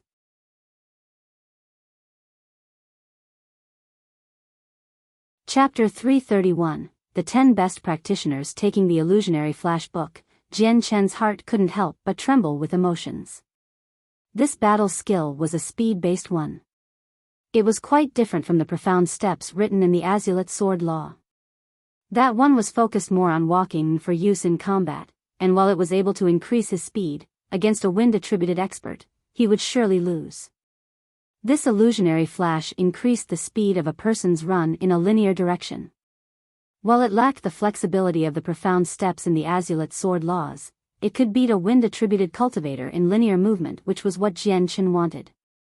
Furthermore, if the illusionary flash were to reach the pinnacle of mastery, then its speed would be unrivaled and he could travel up to 500 kilometers in an instant. Although it sounded like an exaggeration, this was an aspect of the illusionary flash that could only be described as terrifying. Jian, you shouldn't underestimate the illusionary flash battle skill. My uncle Tian said that although it may be an assisting heaven-tier battle skill, its effects could be used against even a saint ruler. It was also one of the things he and my ancestor had found in the death nest a long time ago. This illusionary flash was an especially rare ancient record that belonged to an ancient clan. Its only weak point is that it is extremely hard to learn. Even I am stuck at a rough spot, but my speed has already increased 2 to 3 times over. Ming Dong explained to him. Upon his explanation, Jian immediately thought back to when he had came across Ming Dong. At that time, Ming Dong's speed was inconceivable and he flew across several kilometers at a terrifying speed. Jian, this illusionary flash book is only just a copy. Once you memorize it, make sure you burn it so that it doesn't fall into anyone else's hands. Ming Dong. Jian clutched the heaven-tier battle skill and nodded his head seriously. I understand. Jian, continue to research, I won't bother you anymore. However, I suggest that you learn the illusionary flash as soon as possible. Against a Heaven Saint Master, you'll gain the power to flee if need be. With that, Ming Dong left the room. Jian immediately halted his research on the Heaven's Stolen Fortune battle skill and began to read the illusionary flash. Since it was only a supplementary battle skill, its contents weren't too descriptive and it only had 13 pages. Jian quickly memorized all 13 pages with his cognitive memory skills, and after that he burned the pages so that not a single word remained. Jian continued to sit on his bed while deep in thought. Right now, he had come across the profound material that was the illusionary flash. It was extremely challenging to practice despite it being a supplementary battle skill and was harder than even the Heaven's Stolen Fortune. Its innermost contents were both mysterious and profound. Some of the contents even dabbled with matters regarding space itself, causing Jian to be confused beyond belief. For the next 3 days, Jian remained in his room as he tried to comprehend the illusionary flash. Sometimes he would be sitting on his bed, other times he would be pacing in his room in an effort to understand it. Quickly, the finals to the gathering of the mercenaries approached. After 3 straight days of trying to reach an enlightenment, Jian Chen finally had a small grasp of the skill. This didn't mean to say that he had reached a mastery of the very basics, but it was still a minor achievement for Jian Chen. At the very least, he had a small unripened version of the illusionary flash which allowed him to move at a faster speed at the cost of a small amount of Saint force. By the following morning, Jian Chen finally paused his efforts to understand the illusionary flash and left his room. Soon after, he, Qin Shao, and several others left the inn together. In the next few days, the finals would be taking place. 500 mercenaries would be fighting one-on-one until a king of mercenaries is announced. The fighting grounds for the finals would take place on a giant plaza in the middle of Mercenary City. The arena was already set up as several highly raised platforms with a transparent barrier covering each arena. In every direction a multitude of people had already gathered to spectate today's events. Qin Shao slapped Jian Chen and Ming Dong's shoulders with a firm hand as he encouraged them, "Jian Chen, Ming Dong, fight on."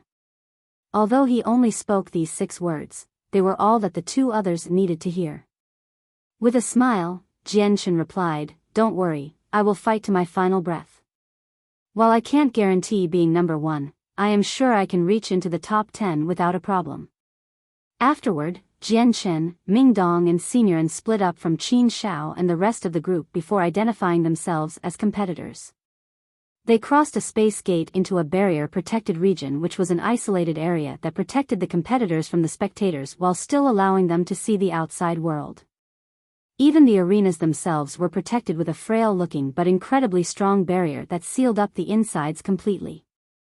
Only a person that had entered through a space gate would be able to gain access. That way, no one from the audience would be able to interfere, and the fights on the inside would not be able to affect the outside world. The matches in the finals would be settled by ballot. The first ticket holder would fight against the 499th ticket holder, while the second ticket holder would fight against the 498th ticket holder, so on and so forth, with the 10th ticket holder fighting against the 490th ticket holder. With such a method in place, if there was someone without a match, they would wait until the current round was over before participating in the ballot again for the next round. Jian Chen picked the 88th number, meaning he would fight against number 412 and would be the 88th match. With 10 arenas conducting the matches simultaneously, the pace went by quickly. In no time at all, it was Jian Chen's turn to walk to the 8th arena. Walking through the space gate to cross into the 8th arena, Jian Chen arrived within the arena encased by the barrier. This barrier was not only incredibly durable, but it had another unique characteristic, which was the inhabitants inside would not be able to hear the outside world. At the very most, they would be able to see the open mouths of the audience as they screamed, but no sound could be heard. Even the materials made to build the arena were unknown, as each step felt as if it was made from an incredibly strong iron. Just as Jian Chen entered the arena, his opponent crossed into it as well through the other side. A burly-looking man with the waist of a bear and the back of a tiger appeared. Compared to Jian Chen's slim build, the two were completely different. The man had a short inch of hair with fierce-looking eyes that made his expression seem intrepid. He had a 2-handed sword that glowed red, signifying that he was a fire attribute Earth Saint Master. The two said no words and silently prepared to fight. "Begin." An elderly voice penetrated the barrier and resounded in the eardrums of both fighters. The middle-aged man immediately sprung into action and flew toward Jian Chen. The 2-handed sword in his hand blazed forward as it tried to stab Jian Chen's heart. Jian Chen stared calmly at the approaching man as his mind couldn't help but plot a course for the illusionary flash. In that moment, the sword was already less than a meter away from Jian Chen's heart, but Jian Chen had not made a single movement yet. The middle-aged man saw that Jian Chen hadn't made an effort to dodge and couldn't help but feel astonished. In a split second, the tip of the sword aimed at Jian Chen's heart immediately tilted to stab into his chest. Suddenly, right as the sword was about to pierce into Jian Chen's chest, Jian Chen's eyes flashed once as his sword appeared in his right hand and stabbed outward in an instant. At the same time as his strike, Jian Chen's figure disappeared as a dissipating mirror image could be seen in his place. By the time he had reappeared, he was standing behind the man with his sword on his shoulder. "You've lost." Jian Chen didn't look back as he spoke those words. The man looked a little dazed for a moment before quickly recovering himself. He immediately brought a finger up to where his throat was only to find a small amount of blood on it. When he saw the blood on his finger, his face instantly grew shocked before sucking in a deep breath. What a fast sword, and what a fast speed. In that split second, Jian Chen's light wind sword had already stabbed past the first few layers of skin on the man's throat without injuring him. The amount of strength he had put behind the blow was just perfect. If Jian Chen had been a little deeper with his strike, then the man would have been dead on the ground. Jian Chen is the winner of Arena 8. Came the judgment a second later as the two space gates opened up on either sides. "Younger brother, thank you for your leniency." After a few words of thanks, the middle-aged man walked off of the 8th arena with a look of dejection. Afterward, Ming Dong and Senior had advanced. With Min Dong's 6th cycle Earth Saint Master strength, he had easily defeated his opponent in an unsurprising way. Senior An's battle had been more intense, but in the end, he had achieved victory with some injuries. Many Radiant Saint Masters could be seen in Mercenary City treating the various injuries of men for free and in no time at all. After half the day had gone by, the first round had finally been over. In the end, 249 people had moved on, meaning a single person had to fight a randomly selected member from the other 249 men. By the second day, 124 people had passed with yet another single person left out, leaving him to fight it out for a spot with another one of the 124 men.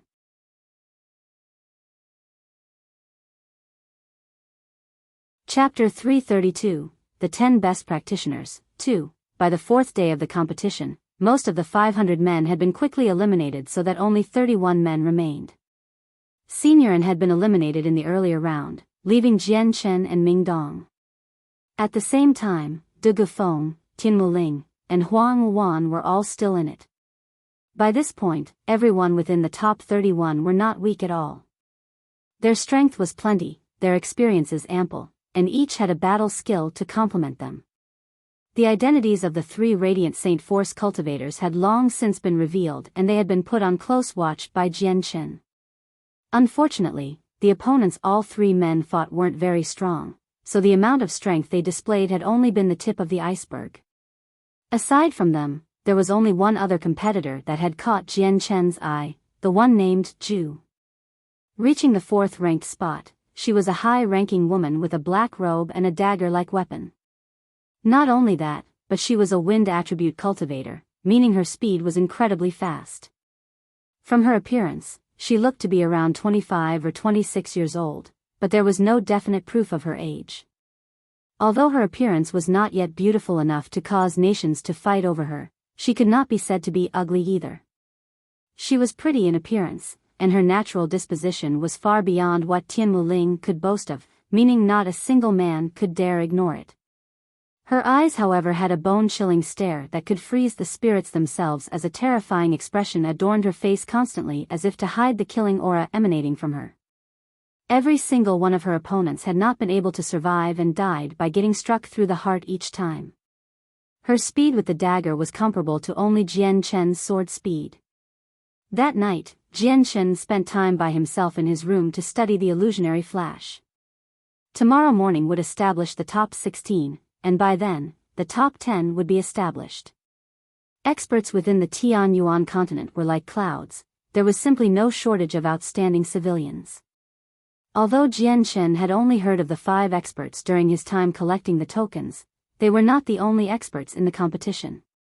In their midst were people who were excellent at keeping a low profile, and it was only when the final started that their identities were revealed. Otherwise, all of the men that had came across them were killed off so that their strength would not be revealed. Right now, Jian Chen felt that he was quite narrow-minded. Starting tomorrow, each and every match would have an unknown variable to it since by this point in the gathering of the mercenaries, all of the weaker mercenaries had been weeded out. The remaining 31 people were the elite among the elite and would be stronger than De Gufeng at the very least. At that moment, a knock on the door could be heard. Jian slowly opened his eyes from his contemplative meditation. With a wave of his hand, a gust of wind unlatched the metal bolt on the door. "Come in." As the door opened, 4 expensively dressed elders walked in. Among them were 2 white-robed men with black hair and kindly expressions. The third man wore a black robe and had hair that traveled down to his shoulders and a scarred left eye. Only his right eye remained open, giving him a rather fierce-looking expression. Evidently he had been injured a long time ago. The last elder wore a simple red garb that covered his small build, but his skin was rather dark. Jian measured up the 4 elders with a rather serious expression. None of the 4 men had bothered to hide their presence, and judging from that, Jian was astonished to discover that all 4 of them were Heaven Saint Masters. As Jian was measuring them up, the 4 of them were also sizing him up. Since the patriarch of the Tianqin clan had given him a way for him to hide his own strength, despite the 4 men being Heaven Saint Masters, they were unable to discern Jian's strength. "For elders, what business might you have?" Jian asked as he spoke to the 4 in a normal tone of voice. "Young brother, you are Jian?" One of the elders spoke with a kindly voice. "This one is." Jian replied. "Brother Jian, we have heard that the 3rd lord of the Shi family, Shi Xiangran, was killed by you. Is that matter true?" The same elder spoke with a calm tone. Without a twitch in his face, Jian spoke. "Who might these elders be?"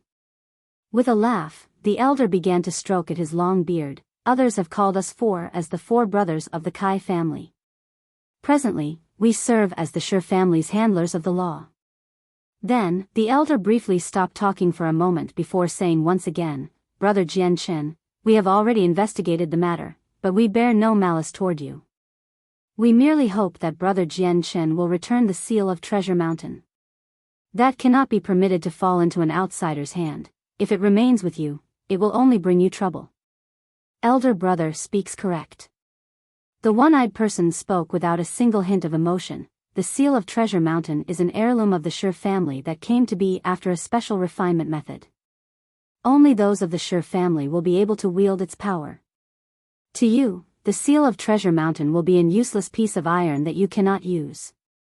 None of elders had tried to threaten Jian and instead tried a simpler approach in hopes that Jian would hand the seal of Treasure Mountain over. Jian cupped his hands together in an apologetic manner. "I give my apologies, but the seal of Treasure Mountain will not be given back. Young brother, you must understand, if you do not return the seal of Treasure Mountain, then the Shi family will not let you go. This item will only serve to destroy you." The elder spoke honestly and kindly. Shaking his head, Jian didn't give a second thought. This shouldn't be something that elders should worry themselves with. Jian knew that even if he were to hand it over, the Shi family would not let him be. If young brother is determined on this path, then we have no choice, we shall leave. The elders spoke no more words and left the room quickly. After exiting the inn, the single-eyed man sighed. "Big brother, what shall we do now? The one called Jian refuses to hand over the seal of Treasure Mountain. Our responsibility lies only with protecting the young lord, not the retrieval of the seal of Treasure Mountain. For now, let us report this to the Shi family and let the leader deal with it." The leader spoke in a neutral voice. This time not only did the Shi family's plan fail, but the 3rd lord has died as well while also having the ruler armament snatched away. This is truly an example of giving away the bride and then losing the army. The Shi family will definitely be shaken down to its core. The red-robed elder laughed. They were not truly affiliated with the Shi family. "Forget it, we have no business with this matter. Let the Shi family deal with its headaches. We are nothing more than the business dealers for the Shi family, not a scapegoat for their troubles. Let us all remember, do not think that the person the Shi family has offended is someone that we have offended." This time, the gathering of the mercenaries has amassed a large amount of strong combatants. While they themselves are strong, the powers supporting them are not. Furthermore, some of these powers are people even the Shi family cannot afford to offend. Especially the one called Qin Ji. I have heard that he is the sole prince of the Qinhuang kingdom. It is possible that he is the next emperor to be of the kingdom. this type of person is someone we definitely should not offend. By the second day, Jian Shen had entered the competition area earlier to draw his lot before entering the space gate to start the match. Not too long after he had entered, his opponent entered the arena as well. But the moment Jian Shen saw his opponent, his eyes widened in shock. It was De Gufeng. De Gufeng returned the stare with a bitter laugh. I didn't think that I would be fighting against you. Even Jian Shen felt helpless as he shrugged his shoulders. This is nothing more than a coincidence. Quickly, the announcement to start the fight could be heard, but neither Jian Shen or De Gufeng made a move. Jian Shen, I hope that you will achieve the number 1 spot. With that, De Gufeng admitted defeat. In this match, Jian Shen had won without fighting. Exiting the arena, Jian Shen stuck around in order to observe the other matches. After this round, only 16 would move on. In the end, 3 men were killed and 2 heavily injured. One of the casualties had been from Ju's dagger stabbing into a man's heart, drawing his final breath. This was something even the strong Radiant Saint Masters had found impossible to reverse. Both Jian Shen and Ming Dong had managed to advance into the top 16. Qin Ji and Tian Muling had advanced as well with their ruler armament causing major injuries to their opponents. Although Huang Wan had her Lunar Bow, within the constrained arena, her Lunar Bow was heavily handicapped. She herself only had the strength of a first cycle Earth Saint Master, so she lost since her opponent had been one of the Radiant Saint Force attributed men with impeccable strength. Because of an untimely match with fate, De Gufeng had been eliminated from the tournament while the other 2 Radiant Saint Force attributed men advanced on. The 3 of them were true to their rumors and were extremely strong. One of them in particular was a 4th cycle Earth Saint Master with a strong repertoire of battle skills. The following 10 combatants would be decided from the top 8 of the 16 combatants. From the losers bracket, the top 2 would be given another chance. Because it was still daytime, the competition resumed. After choosing his lot, Jian Shen stood on a stool and waited for the next round. The other 15 fighters stood by Jian Shen in the isolated area away from the crowd. Hey, Jian Shen, you have to get number 1, okay? Don't let us all down, we all have high expectations for you. Ming Dong slapped Jian Shen on the shoulder and laughed. He, little brother, the experts here are as numerous as the clouds. Although you were able to win over me, the others will not be as weak. Do you think you will be able to claim number 1 among them all? Tian Muling spoke from in front of Jian Shen. Both of her eyes stared at him with her words sounding like an enchanting spell that could entice any man. Jian Shen stared back and then moved his eyes to the outside of the arena. I can only say that I will try my best and try when the time comes. As soon as Jian Shen finished talking, a peculiar voice could be heard from behind. To try your best? Kid, you're only so old, do you not know how vastly far you are from the number 1 spot? Do you take the rest of us as trash? Turning his head, Jian Shen could see a middle-aged man around the age of 45 or 46. He wore a white robe and his appearance was quite familiar to Jian Shen, since he was one of the 3 Radiant Saint Force attributed cultivators. By the middle-aged man's side, another man not too far away in age stared at Jian Shen with contempt before speaking absent-mindedly. Forget it, Karaga. Don't bother with the words of a brat, he is nothing more than a braggart. At the words of these 2, Jian Shen's eyes narrowed before his stare turned cold in temperature. Even Ming Dong grew angry as he spoke with a warning. You 2 should best hope that I don't come across you in the arena. The 2 men instantly grew furious as Karaga exploded. Such an ignorant brat. If this place were not Mercenary City, this one would have cut you into multiple pieces. Kid, you must be Ming Dong. Allow me to offer you a word of advice. If you ever come across me in the arena, surrender at once. Otherwise, I swear that you will not leave the arena alive. The middle-aged man right next to Karaga spoke with killing intent leaking from him. If it were not for the place they were in, then the 2 would have struck out earlier. Ming Dong sneered before leaking out his own killing intent. Then we'll see if you can stay true to your words. Jian Shen's face grew dark as he stared at the 2 men before speaking. Karaga, Ka Zhafei, I will remember your words. We will see who lives and who dies in the end. These two were the first and third ranked men, so their names had long since been memorized by Jian Chen. Humph, two kids who don't know the immensity of the heavens. Ka Zhafei laughed as he mocked both Jian Chen and Ming Dong. That's enough, you two truly don't know shame. You've grown this old yet you are bullying the younger generation?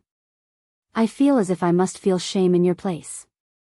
The remaining man in the middle finally spoke. Hearing that, the two men's stares were redirected toward the third person. Tsar, this is something between the two of us, there is no need for you to butt in. Ka Zhafei replied to him. Could it be that you two think that bullying the juniors is a glorious task? How silly, if word of this were to be announced, then disgrace would fall upon us radiant warriors.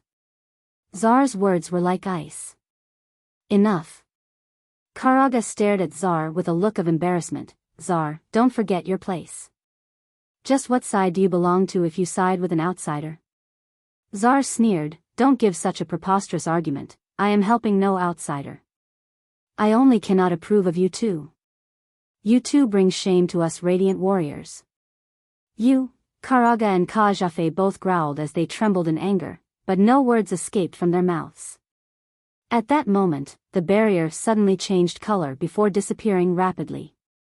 In the next second, all of the arenas in front of them suddenly began to descend before disappearing without a trace into the ground, forming a single flat clearing without any dents or bumps.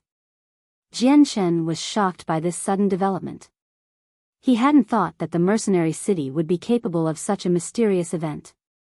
Jian Chen had no idea how the arenas descended into the ground and then suddenly rise up again as a single giant piece of land. This single piece of land was far bigger than the arenas and was about 500 meters in width. As the single arena ascended up, another transparent barrier completely encompassed it before two space gates opened up on opposite sides of each other.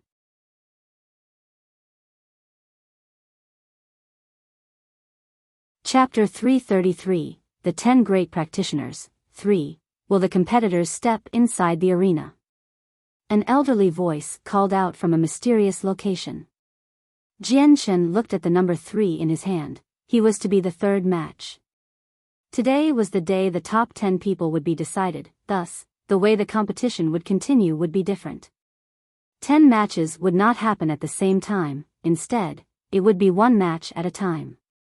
After all, the people gathered here now were the geniuses of the continent. Not a single one of them was weak, and each one of them were spectacular in the ways of battle. Little brother, could you cheer me on? Tian Muling laughed into Jian Chen's ears before walking into the space gate. Afterward, another middle-aged man walked into the other space gate. The match continued straight away as Tian Muling took out her long sword, which was blue in nature, meaning she was a water-attributed cultivator. She first fought against the man with her own strength, but several exchanges later she decided to bring out her ruler armament. The strength of this middle-aged man was stronger than her own. Tian Muling's ruler armament held an advantage in speed as the whip could extend and contract with ease. The whip's mirror image could be seen almost everywhere in the ring as it drew closer to her opponent and suppressed him inside. The power of a ruler armament was something that scared the man, as he wasn't strong enough to take on a blow and could only dodge it. Mercenary City had not forbade the use of ruler armaments. Although its use was equivalent to using outside help, the Tianyuan continent was not known for being fair. No matter what was used, as long as one won, then that was the way of the king. Thus, it could be said that using outside help was still a form of strength. The middle-aged man could only dodge miserably since Tian Muling's whip could cover a large area. With an explosive shout, a large amount of energy rippled out before giving him protection. Straight away, a giant sword 10 meters long appeared in his hand before stabbing through the void in the whip's path with a loud clap of thunder. This must be an advanced Earth-tier battle skill. Judging from this, it must take a large amount of Saint Force to use. A few men muttered beside Jian Chen. In the arena, Tian Muling's face grew serious as her whip moved in reaction. Striking at the 10-meter-long sword, the sword managed to take several blows from the whip before finally shattering with a loud bang as a wave of violent energy burst outward. A wave of water attributed Saint Force flew out from Tian Wuling's body before enveloping her as a form of defense against the energy, but she was still forced back. Just as Tian Wuling moved back, her face suddenly grew pained as a large sword suddenly pierced through her chest from the back. The middle-aged man had somehow moved behind her during the explosion and used his saint weapon to tear through her chest. "You've lost." The man spoke as he held his sword through her chest. With his sword run through her body, if Tian Wuling didn't admit defeat, then the energy within his saint weapon would explode outward in an instant, which would cause an extreme amount of damage to her. Tian Wuling, unable to withstand the pain anymore, nodded her head slowly in realization that she had lost. "Aridia is the winner." The announcer boomed as the middle-aged man slowly took out his sword before leaving the arena. Just as Tian Wuling left the arena, two Radiant Saint Masters immediately came to her side and began to treat her wounds with Radiant Saint Force. That was because even the 8 losers would have to fight for a spot in the top 10. Thus, even though Tian Wuling was eliminated, she still had a chance of hope. The second match was between Zar and Tian Qicheng. With his dominating strength, Zar easily defeated his opponent. The third round was Jian Chen's match. As he entered the arena, a black-robed girl entered it as well. Jian Chen's opponent was Zhu. Zhu held her dagger in her right hand with eyes as cold as ice as she stared at Jian Chen. Her entire demeanor seemed as icy as her glare, and even though she was still standing still, she gave off the impression that she was an extremely cold statue instead. Jian Chen looked quite calm. He had been observing her for some time now, so he knew that Zhu was a merciless opponent. With her icy stare, she would never let her opponent leave alive, and Jian Chen would be no different to her. "Begin." The elderly voice cried out through the barrier. In an instant, Zhu disappeared into a black streak of light as she shot toward Jian Chen with her dagger shining in the light as it stabbed at his heart. At the same time, a strange and chilly feeling could be felt from the dagger, causing Jian Chen to feel a cold shiver. Jian Chen secretly felt some surprise in his heart. This would be the first blow of many, but he hadn't thought her saint weapon would be able to launch such a cold presence. Despite his shock, however, Jian Chen's movements weren't lacking either as he brought out his light wind sword in an instant to strike against the dagger. Ding! A metallic clang could be heard as Zhu's dagger was stopped by Jian Chen's sword. However, Jian Chen's sword began to gain a frosty coating while making Jian Chen feel as if he was suddenly naked within a world of ice and snow. With a look of shock, Jian Chen suddenly came to the realization that he had been underestimating Zhu too much. The very moment their saint weapons had come in contact, his sword had been infected by ice crystals. Just what martial art method is this for it to have such an effect? Jian Chen thought to himself. But then, Zhu struck out a second and third time as her dagger was poised to claim Jian Chen's heart. Jian Chen's sword smashed against the dagger both times, but with each block, the light wind sword grew thicker with frost. The icy chill made Jian Chen's arm grow rigid as well, almost as if it was freezing the bloodstreams within his arm. Her martial arts is quite strange. The longer we fight, the worse I grow. I have to end this fight straight away. Jian Chen thought immediately. With a wave of his arm, the light wind sword smashed against the ground, shattering the frost on it. Straight away, Jian Chen's arm blurred as the entire area became shrouded with mirror images of his sword. Zhu's eyes flashed dangerously as a cold white aura flowed out from her, making it seem as if the area around her was freezing into ice. The entire arena began to feel the effects as it instantly froze over. Even the barrier itself took on a layer of frost. Jian Chen's stab was immediately blocked as several clangs could be heard. Almost like a fish in water, Zhu was able to move forward and stab at Jian Chen's heart once more with her dagger. Seeing the dagger fly at him, Jian Chen subconsciously thought of the illusionary flash. With a single movement, he flew forward, leaving behind a perfect mirror image in his place before he struck out with his light wind sword. Immediately turning around, Zhu's dagger blocked Jian Chen's sword. Then, without retreating, she drew closer to Jian Chen's body and stabbed at his heart. At the same time, a sheet of frost climbed up Jian Chen's legs, making him immobile. Realizing that his mobility had been cut off, Jian Chen's face grew startled. Without a single moment of hesitation, his light wind sword flew into motion as it flew out 3 different times. One was to block the dagger, the second and third were aimed at Ju's heart and throat, to try and force her back. With a grunt, Jian Chen stamped down on the ground with Saint Force aiding his feet, allowing him to shatter the ice that bound his legs to the ground. With his mobility back, he instantly used the illusionary flash to move like lightning toward Ju's side with his light wind sword flying straight at her to suppress her. While Ju's attack was by no means slow, Jian Chen was faster by a small margin. Just barely blocking Jian Chen's strikes with some pain, the light wind sword took on a sheen of frost once more, slowing down his next stab. Just at the most crucial point, a sharp amount of sword chi flew out from the sword, reducing the frost on the blade into powder before flying straight at Ju. Quickly flying backward, frosty cold air flew out from Ju's body before surrounding the entire area around her. With a small smirk, Jian Chen instantly activated the Heaven's Stolen Fortune so that his strength and speed was multiplied 3 times over. His light wind sword exploded with sword chi so that it shattered through the ice that had formed in the area before resting against Ju's throat. Seeing the strike at her throat, Ju stopped her attack and stared at Jian Chen with an expressionless face, but her eyes still reflected a frosty aura without any fluctuations of emotions. Jian Chen is the winner.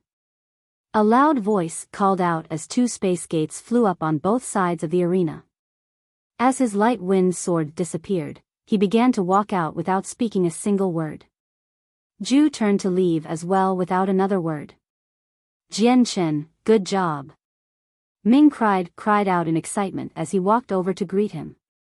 As Ming Dong's hand landed upon Jian Chen's shoulder, he immediately retracted his hand and cried out in shock, "Good God, Jian Chen, did you just come out from an icy cavern? Why are you so cold?" With a forced smile, Jian Chen replied, "Pretty much. That arena was essentially colder than an icy cavern. I almost found myself frozen to the ground. That Ju is not an ordinary person, her martial arts is quite magical and strange. To be able to control such a cold aura along with her fighting strength, even someone stronger than her would be easily caught in her trap." Hearing Jian Chen's words, Ming Dong grew serious as he murmured, "It seems we have to be careful of her in the future." You're tuning into the Biyao's Wuxia Chronicles YouTube channel. Don't forget to subscribe and join us on this journey to catch the most captivating stories.